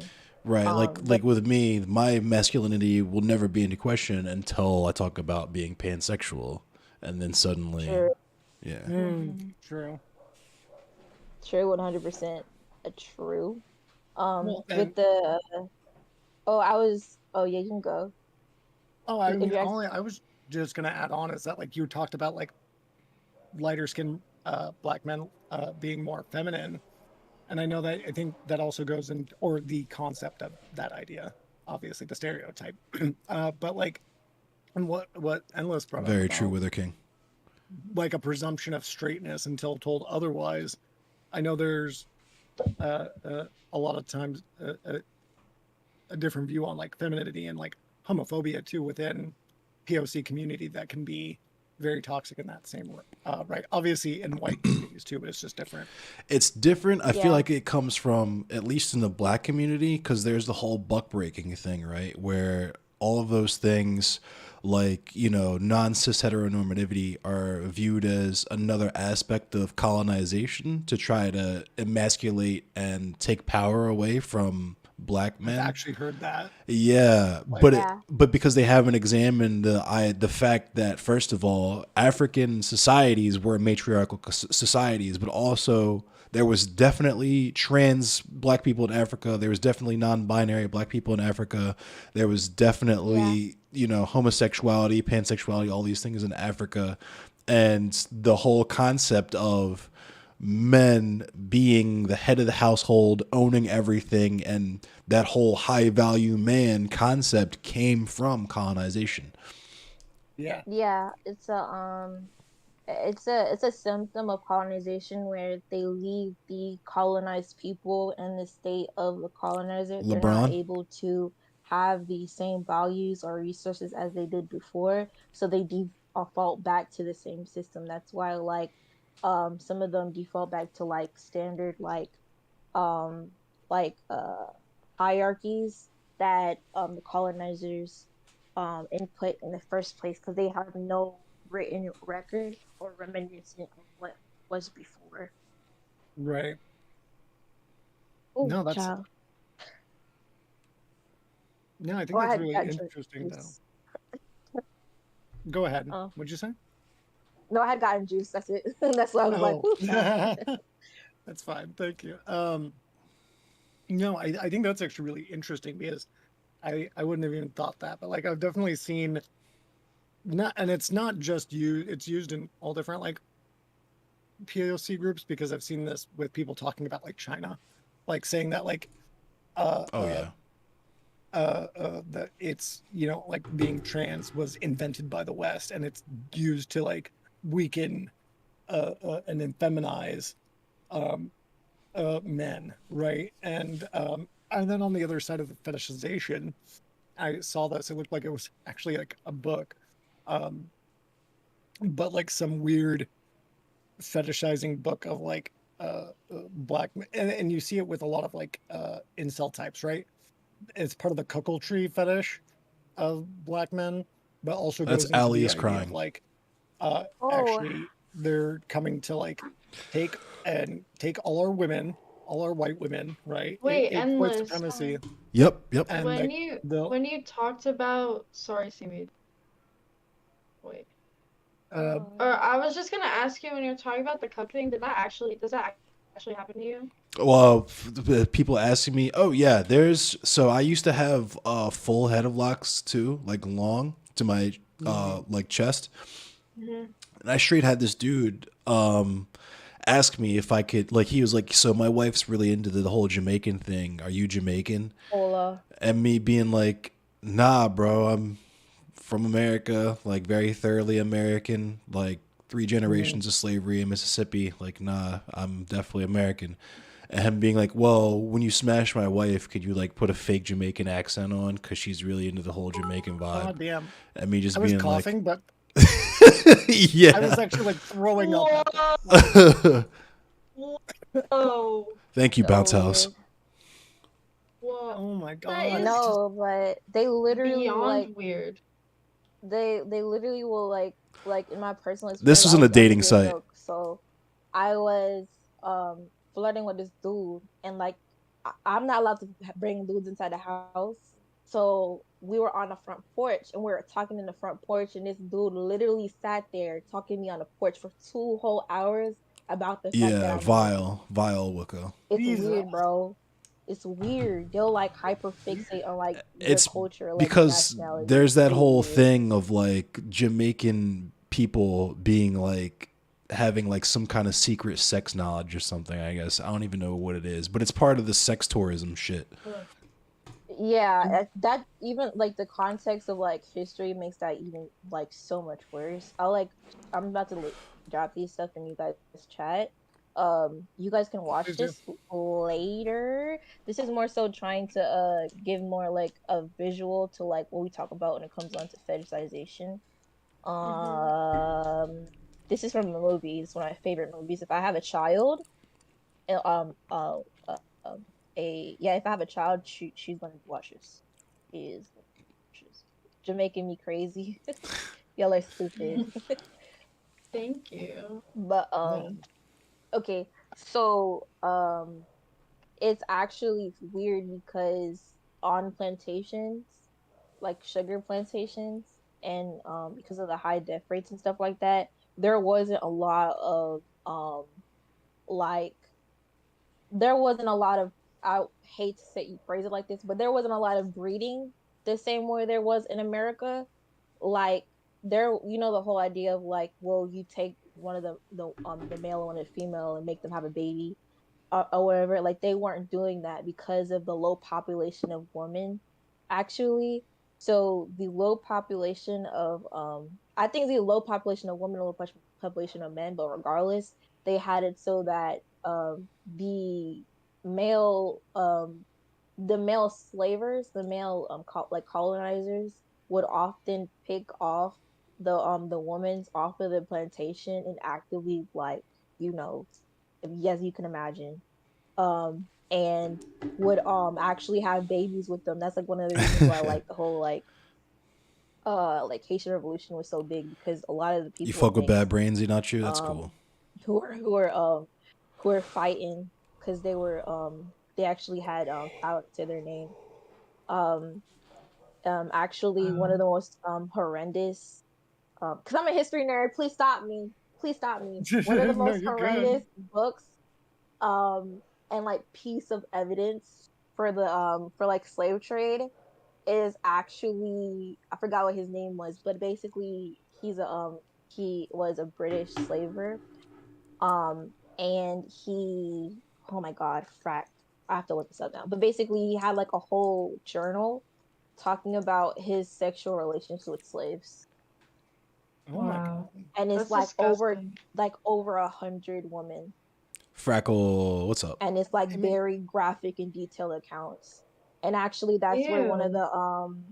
the that's one of the most horrendous torture methods come from too, because it's a thing where, oh my gosh, I actually got to pull it up, because it's a thing where like it's like they'll force your mouth open and then like make like stuff shit into your mouth and then like make you like choke on it, and then you do that for like an extended period of time. Like he's the one who made that. So like Ugh, yeah, and that was in Jamaica. oh wow. that's No, it's insane. That was a bad place, but I am going to be ending stream now. no, you're good. But it No, was it's all nice good. to talk to all of you and nice to meet you, Yeah. Bink. Thank you, Nice to Al. meet you too, Yeah, Um, love. it's always cool to vibe with you, alright. Allie. We can, Yeah, definitely. and I know I said we Yeah. were gonna end, Bink, unless we can finish a little bit more about this, because Bink, it sounds like you have a wealth of knowledge too, Alright. and you can also come on more officially on one of the Yeah, next for sure. panels as well. I would highly Yeah, recommend Yeah, that. I'll definitely be back, and I'll see you guys another time. Bye, guys. Yeah. See ya. Allie. Next time, hopefully, we can have more of the chat vice segment.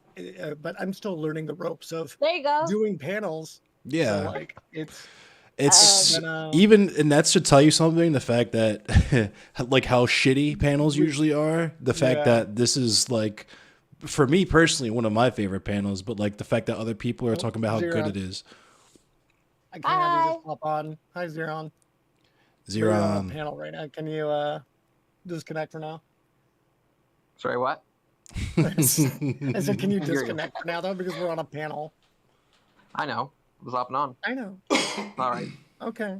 Just because I'm gonna be ending it soon and stuff too. You know how it is. Thank you, Alec. Oh, just for the girlies who like having their brain picked, his name is Thomas Thistlewood. So just letting the girls know that's his name. So, yeah. What's Oh, the Thomas Thistlewood? one of my chatters? And, Hang on. One of my chatters, the Mage System, had an advice question. What you got for me? Yeah. Or us rather? Sorry. And they can come on too if it's someone that you know. They seem cool as Just- fuck. I don't know them, but they are new chatter and they're based as fuck. Fellow black Kevin. anarchist. Yeah, hold on real quick, guys. I'm just going to say, first off, Ali, thank you for the raid. Shout out, Raiders. Be sure to refresh, make your view count. Zeron, thank you for the tier 1 sub. And Zeron, you're more than welcome and stuff to like come on later or like on another panel that we do like this. I'm just we're closing out fairly soon. We're doing some of Yeah. this. Oh, The hard part, Yeah. as you've even seen before, Endless, is that like with me between doing like this or the like any organized event, I always feel really bad like from my position, because like I get all these like viewers coming in and I'm always like half distracted. I'm nowhere near as much engaged with my yeah. chat as normal. I'm never I like feel it. it's all these things. And so like Zeron, your mask off. What mask? But no, like and it's nothing with you, Zero, but like it's part of why like I don't always like people just jumping in, just because it throws me off And now I'm like thinking about like, but what about this? What about this? So it's just part of my What's up, Bounce ADHD. House? I've had other people come like wanted to come on too, especially with this panel. This is the harder part now that I have to deal with is and endless. We were talking about it, like Ooh. making it fun and entertaining, but also like and like you guys were joking and there's truth to it, me, even though I'm trying to do it as like a diversifying my group, but like sometimes it's kind of like a token black person or Right, it's yeah. like Trans person or whatever. because I'm like right because I'm wanting those perspectives, but obviously Twitch is very dominated by white people. Yeah, I was gonna say it's very obvious when the motive is like, because it always depends on the subject matter, right? And the respect that you Right. have towards it. There's times when it's obvious, like, okay, they just got this person as a token to legitimize the platform, and then there's times like now where it's like, oh, we have legitimate varying perspectives that are, you know, Yeah. people Thank want to you hear in the Yeah, chat. for that. yeah, But like the notice question, how oh wait, notice how when you asked me to come on, it was more like how do you feel rather than like you affirming your position right? uh by using like my I'm personal experience. So good. yeah, thank you for having me on, by the No, way. thank you for coming. And Oh, no, thank you for saying that. That makes me feel better about it. I'm trying to like the hard part is like you were saying, right? It's like I want it to be good and informative and educational, but also entertaining, and want people to come back. And I'm glad that everyone's yeah. been saying that. We And can I'm make sorry, it I mistook. entertaining by Bully Endless. You can Bully Endless on stream. yes, Yeah, I and mistook Wilco for Mage System. And yes, I get you, Wilco. But Mage asked this question. What were you guys gonna say really quick before I get into the question? yeah, let me just say, Salty Pretzel. I know I have good bandwidth. I need to stop streaming in 1440. I'm doing that and it slows it down, I think. Yeah. And then Discord is just a hog. But I'm literally on fiber. So like I have like a gig up and a gig down. So Sheesh. that's fine.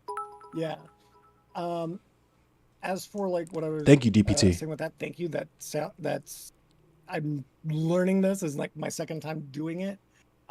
Fundraisers have been like what I've organized. By the way, if you aren't too familiar with me and you're new here, I've done a lot of fundraisers, some with like Endless Cemetery helping out, where we've one of the most crazy things is we earned $4,000 for the grad students of my university actually, and we've done others with Food Not Bombs with Endless, um, where we earned I believe a little over $400. It was like six. It ended up being like 650. I think Oh no, yeah. the bar said like 800 because I did the math wrong. But yeah, it was like $650.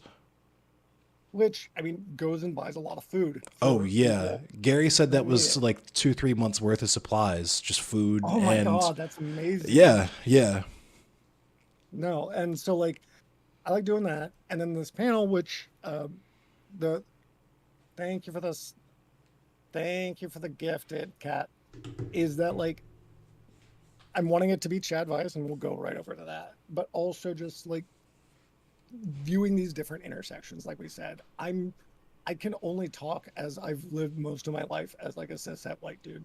I like I said, I'm looking at new things with gender and things with myself, so I'm learning. Femboy But arc. like yep, femboy arc is coming, and I'm actually really excited about it. Before it was kind of just a joke, and now I'm wanting to explore my femininity a lot more. Based. And yeah, and a lot of trans girls clocked me on Twitter. They literally put like a 2-year timer on it, and like they did a remind me when, and then they did remind me in 2 years about this tweet. I'm like, oh my god, these trans girls are coming to trans my gender right now. And so obviously I'm exploring that. I'm Latino, I'm white Latino, but like I'm very separated from that culture. I made a joke, I think, Endless, you might have seen, where it was like, I think I'm a little gay. I'm learning that about myself, probably pan. And I was like, I'm a little gay, but I also feel like wrong claiming that, kind of like my Latino culture, or like how I'm Latino, but I've never really lived as much as like a Oh Latino. yeah. And I said, so I'm gay, but I'm mostly white. If this isn't like too personal, do you live in like the suburbs or like in a city? So I grew up a combo of both. actually. So like when I lived with my mom when I was younger, like in middle I'm right school, there there was with you, parts where I Wilco. lived in a rural area called Corbett, which is actually it's as an unregistered community. It's a bit out there, but it's like 20 minutes outside of the city. I grew up a lot in Southeast Portland, in the city. I grew up in some black neighborhoods as well, actually, as one of the few white guys in one of my cities, uh, uh, or in my area. Portland is an extremely white city overall. Oh yeah, Um, Oregon is a yeah, white state. yeah. Except I brought my when I brought my ex back to Oregon after living in New York for 2 years in like the a Dominican neighborhood. Like we came back and she was like, and they call Portland diverse. I'm like, yep. And I'm like, because it's compared to like Me that or too, like Austin. living Me in too. like DC or Baltimore, Chocolate like City. yep. And like it's you. Chocolate Thank City. you. That's what it's called. That's what Yeah. DC is called. Chocolate City. That's what they call it. I also love like I know like I this is gonna be a different topic. Blood for the We're gonna blood have a god, Maryland skull for stream. the scroll We'll throne. talk about Yeah, for because I sure. want to talk to you about how like so much slang and lingo comes from the black community in Maryland. Oh my God. Not even just Maryland, just like the mid Atlantic, whether it's New York or DC or Maryland or yeah. It's Like it's a thing. It's it's definitely a very vibe. interesting to West me Coast? because like True. East Coast, what'd you West say? Coast, East Coast, Beast West Coast. Coast. I do love the East Coast. And I live in New York City now. I live in honestly probably the bougiest part of Harlem currently. But I do live in Harlem. Uh, Yeah, and I've now been here for a couple of years. I only asked because I don't know if this is a trend, but personally speaking, I'd be feeling really weird claiming like being pansexual sometimes or like being queer because it's like everyone in my area is more like to themselves, so it feels really weird because like a lot of like stuff like going to the bar and stuff like that is like really actually in the city. So it'd be like, oh, why am I claiming this when I have like no Right. ties to being in the city and Yeah, like I'm not likewise. near the citywide life? Like it just feels so weird because it's Same. like you really want to indulge, but just like you feel like you're faking it. Right. Like yeah, Brought up about like faking, like so we're talking about like faking orientation or like the presumption of the stigma of it. Gay fishing, I yeah, guess. Queer fishing. Yeah, gay fishing, queer But let me gay get fishing. to fishing. Just really gays quick. going out and Let me get fishing. to this Oh yeah, get to question. that. I apologize. No, Yeah, that's so get to cool. that. I mistook Mage System and Wilco. Mage System's actually not black, but they said there's a lot of pressure on men about their hair, and my partner is always really nervous about losing his hair, and I don't know what I can do to help assuage that. He never wants to be seen without his headscarf, and it makes me sad. I want to support him. I would just say it's definitely a thing that a lot of men are really sensitive about, and it doesn't Yeah. help that that's like, and I'm guilty of this for sure. That's like one of the main things that people swing at just because it's low effort, like low hanging Yeah. fruit, right? Just making fun of men for being bald and shit. But like, Yeah, you know, Can I say that? Go uh, ahead. I was just gonna say that it's another one of those things where it's like it's another one of those physical aspects, like someone's height or something like that, where it's like, if you're self-conscious about it to the point where you want to do something about it, there's definitely ways to like restore your hair and that type of stuff. I wouldn't necessarily go crazy and go into debt doing that stuff, but at the same time, like there's ways to own it. Like, you know what I mean? It makes you look distinguished. It makes you look, weathered, like you have experience as a man. And I know some people who find that a little sexy. You know what I mean? And it's just one of those things where there's nothing really, I guess, I can say to really because I don't have. I'm one of the 1 in 3 that won't experience or hasn't experienced hair loss. My father still has a full head of hair. He didn't start really starting to thin out till he hit his late 50s, early 60s. But it's just one of those things where I would try not to. It's easier said than done, but I would try not to put too much stock in it because at the end of the day, it doesn't really indicate not to use this language, but it doesn't indicate your value as a man whether you have a full head of hair or not. You should put more things into. You should put more stock in to, like I said, being useful, being beneficial to your community. You know what I mean? Mm-hmm. I think so. On my point on this, real quick. So first off, black hair is very political, so I'm not even going to step in that lane. And I think it's very important. But I feel black like men do look really good. The bald, yeah, the a baldy, lot better than white men do, I think. I still think that there's white men I've seen, you know, like Kurt Angle, low key, or like I don't know. I feel like it depends on, because that's the other thing that's not really talked about, right? That's kind of funny is that hats kind of function as like wigs for men. You know what I mean? Where like you see, look at this movie.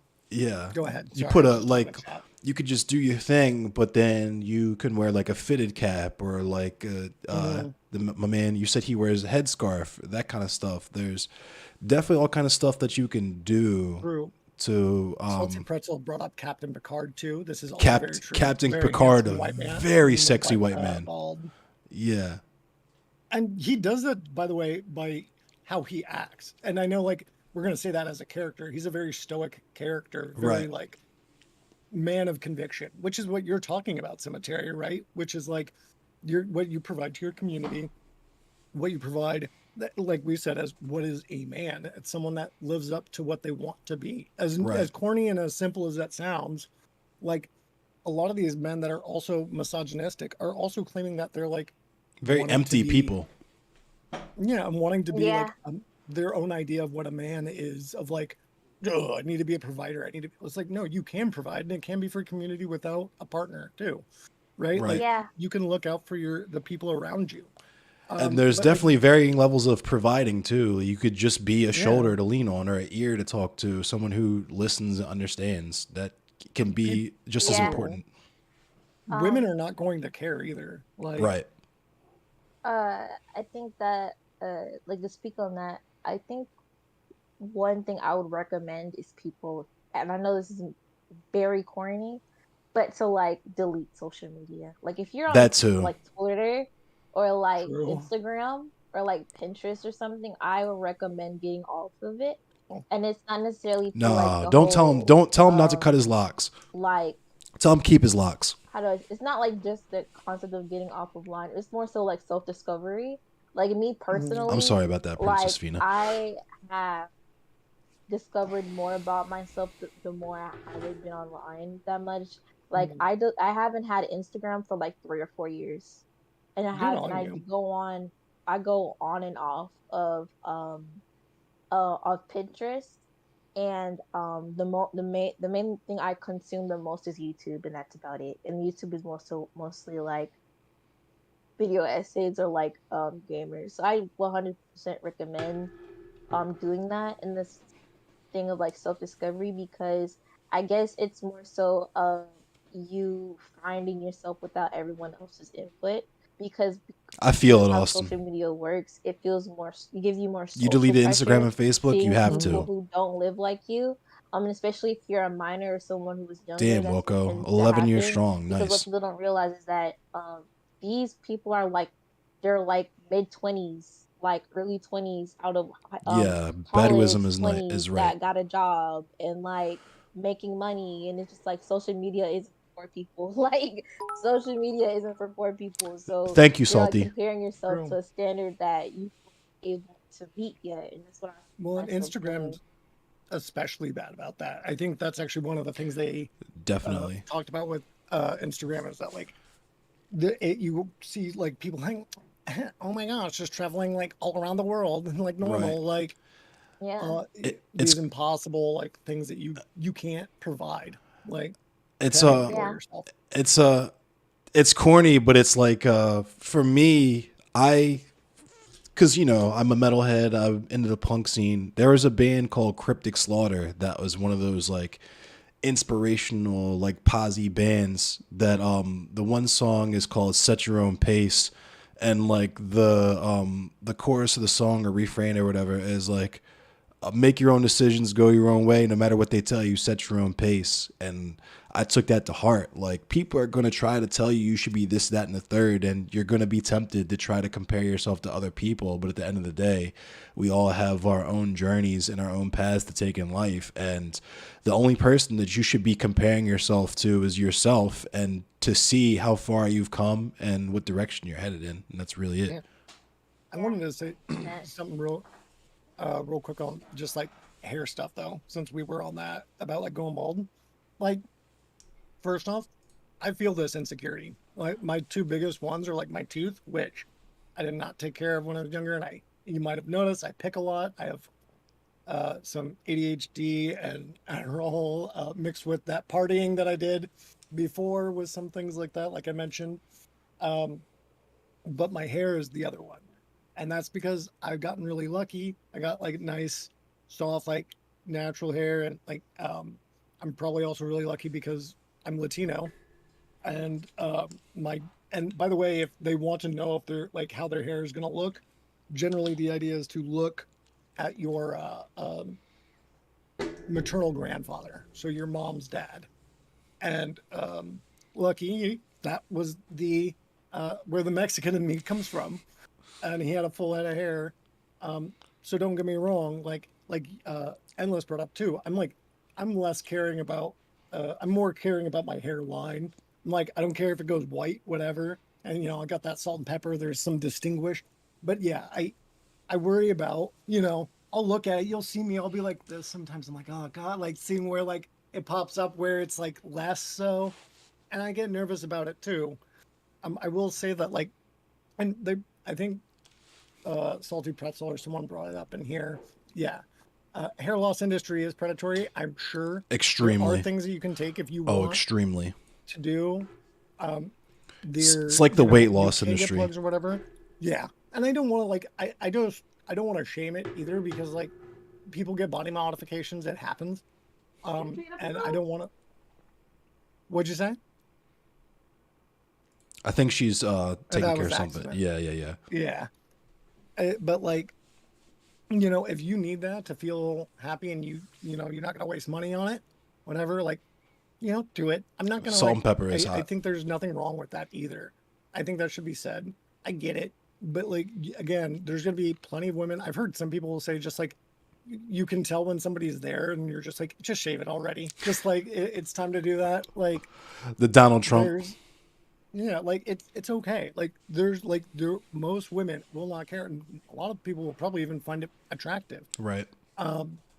The other last part on that I will say is you can always. This is how you can tell they'll say I've been cracking. I was gonna say you can always just take estrogen. I know some Twitter contacts that can get you some information. But first for y'all. So yeah, I've heard it's the same for HRT testosterone. For people who do that, you have to look at your maternal grandfather. Yeah, I believe that. Yep, that's where your hair genes, to my knowledge, that comes from. But yeah, you can always just take estrogen, get some curvier hips and good hair. I've seen like it will actually, like, people have gone bald, they'll get their hair back. That's crazy. But Yeah. so I think if there's no other questions, Bink, I don't want to take up too much of all y'all's time, and we've been going at it for like literally 4 hours. Yeah. And I was just about to ask if you want to run some Dead by Daylight or something later on the low. Yeah, I might. The last time I was playing, it was while streaming, it was running really slow, so I can maybe like turn off like how much the image I'm exporting, because like I said, I'm at like 1440. Otherwise I might just play when I'm I feel it, Princess Fina. Play over Discord or whatever. Mage. I was probably gonna do that, some reacts, maybe play some games. I feel it. But I'm definitely down to play tonight, either on or off stream. I just gotta figure that out. Right on. Sounds good, bro. Yeah. And Bink, thank you so much. Yeah, thanks, No, Bink. thank you. Bink always. I would love to. Bink is a hidden gem on the Twitch community, for Hell sure. yeah. No, Y'all and I'd give love. me too much damn credit. Holy. We'll definitely have to have you on the next one of these. I think because then we can really get into it. I'm hoping to by that one, guys. You can tell your audiences whatever. Um, I think for that next one, we'll actually have the chat advice stuff going.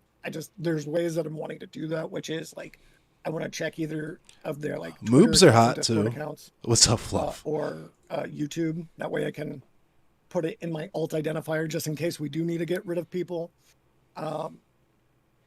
Yeah, I need to get in and touch. I just need to get double-check that them out. Posada bot. Mm-hmm. I'll talk to Prodigy. I think you're here. Can you help my boy Endless get Posada bot? And Bink, do you have Posada bot? What's that? Ooh, you need that. Bink, Prodigy, if you could DM Bink too, that'd be dope. Thank you, Prodigy. Thank you, Prodigy. As always, Posada bot is an amazing bot resource that OG Prodigy here has made and programmed, and all the Okay, lefty base? streamers, huh? That's really cool. Yeah. Yeah, like it like helps mostly lefty streamers, and if you've been banned in a channel that is like also Posada bot's also serving, you'll actually see when people come in, it will tell them like how old their It's because accounts are if Seaweed's they're new. rendering in It 1440. will, tell where they've been banned. So it's very resourceful. It's very useful. Very resourceful. Very resourceful Yeah. indeed. Yeah. So I have a Also have that, question, man. Seaweed. I have a very, very important question. Yeah. How does it feel to be a sea plant? 50% C, 50% weed. Exactly. I'm moist all the time. Very moist. Moist and slippery, but I make great salad. Oh, yes. Basically. Delicious. Yeah. And delicious I am snacks. delicious. That's why I'm Delicious a delicious snacks. snack. Thank you. It's true. Thank you for having but me no- on here, Seaweed. No, thank you, bud. We'll play some Seriously. games. And Bink, I definitely will have to get in touch. We'll have to have you on one of these, but we'll just probably have to have you come by in general. You seem really cool. Yeah, you seem really cool too. Oh, thank you. Is Oh, yeah. Seaweed is a real one. whoever is friends with Endless is friends with me. Yeah, Okay. Seaweed is a real So- one, for sure. 1000. Seaweed is a real one. So Seaweed, you are a part of the sacred BBC. We shall now crown yeah. you with we shall crown you with the swords. So you now have the BBC on your short. Nice. Thank you. Thank you. I am Yes. bowing. The Big Brain Crew. The big brain crew. Oh my Yeah. god. I love See, I it. told you there was more than one BBC. There's Barbecue and Chili on Dead by Daylight, and then there's the Big Brain Crew. Yeah. Of course, of course. All right, all. Thank you so much for the fun and the great discussion. Hopefully I'll see you soon. For sure. Are you Alright. gonna still be live? I'm just gonna raid into you. Yeah, I'm gonna be live probably for at least a little bit. Okay, cool. All right. Have a I'm good gonna night, hop off. all. You do the same. Later. Bye.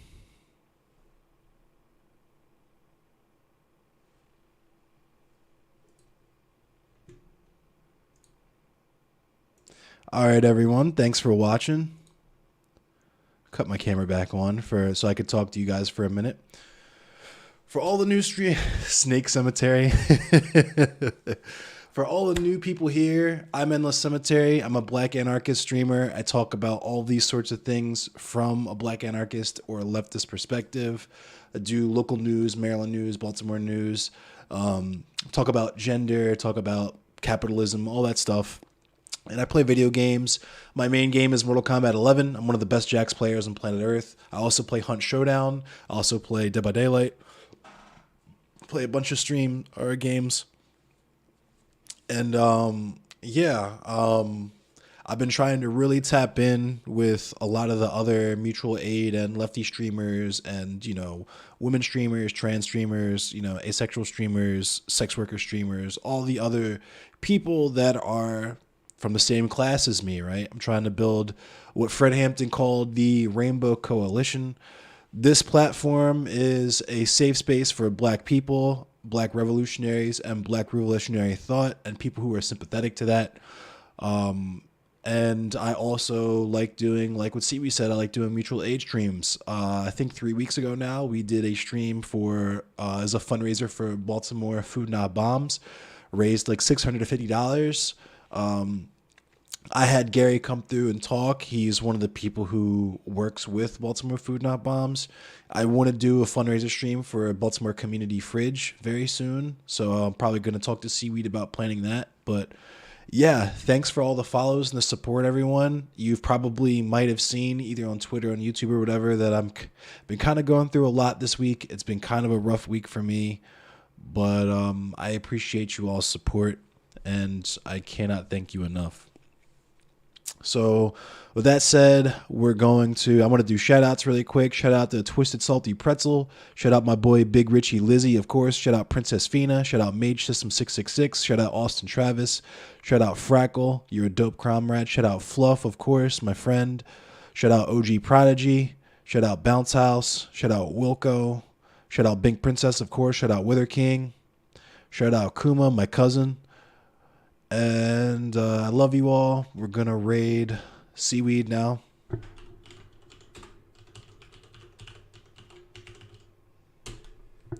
And thank you all for watching the stream. I'm always flattered by you guys talking about thank you for the stream, because I'm literally just here vibing till I can't. So on that note, I'll catch you guys tomorrow at 10 p.m. Eastern Standard Time. I usually stream Monday, Wednesday, and Friday nights at 10 p.m. Eastern Standard Time.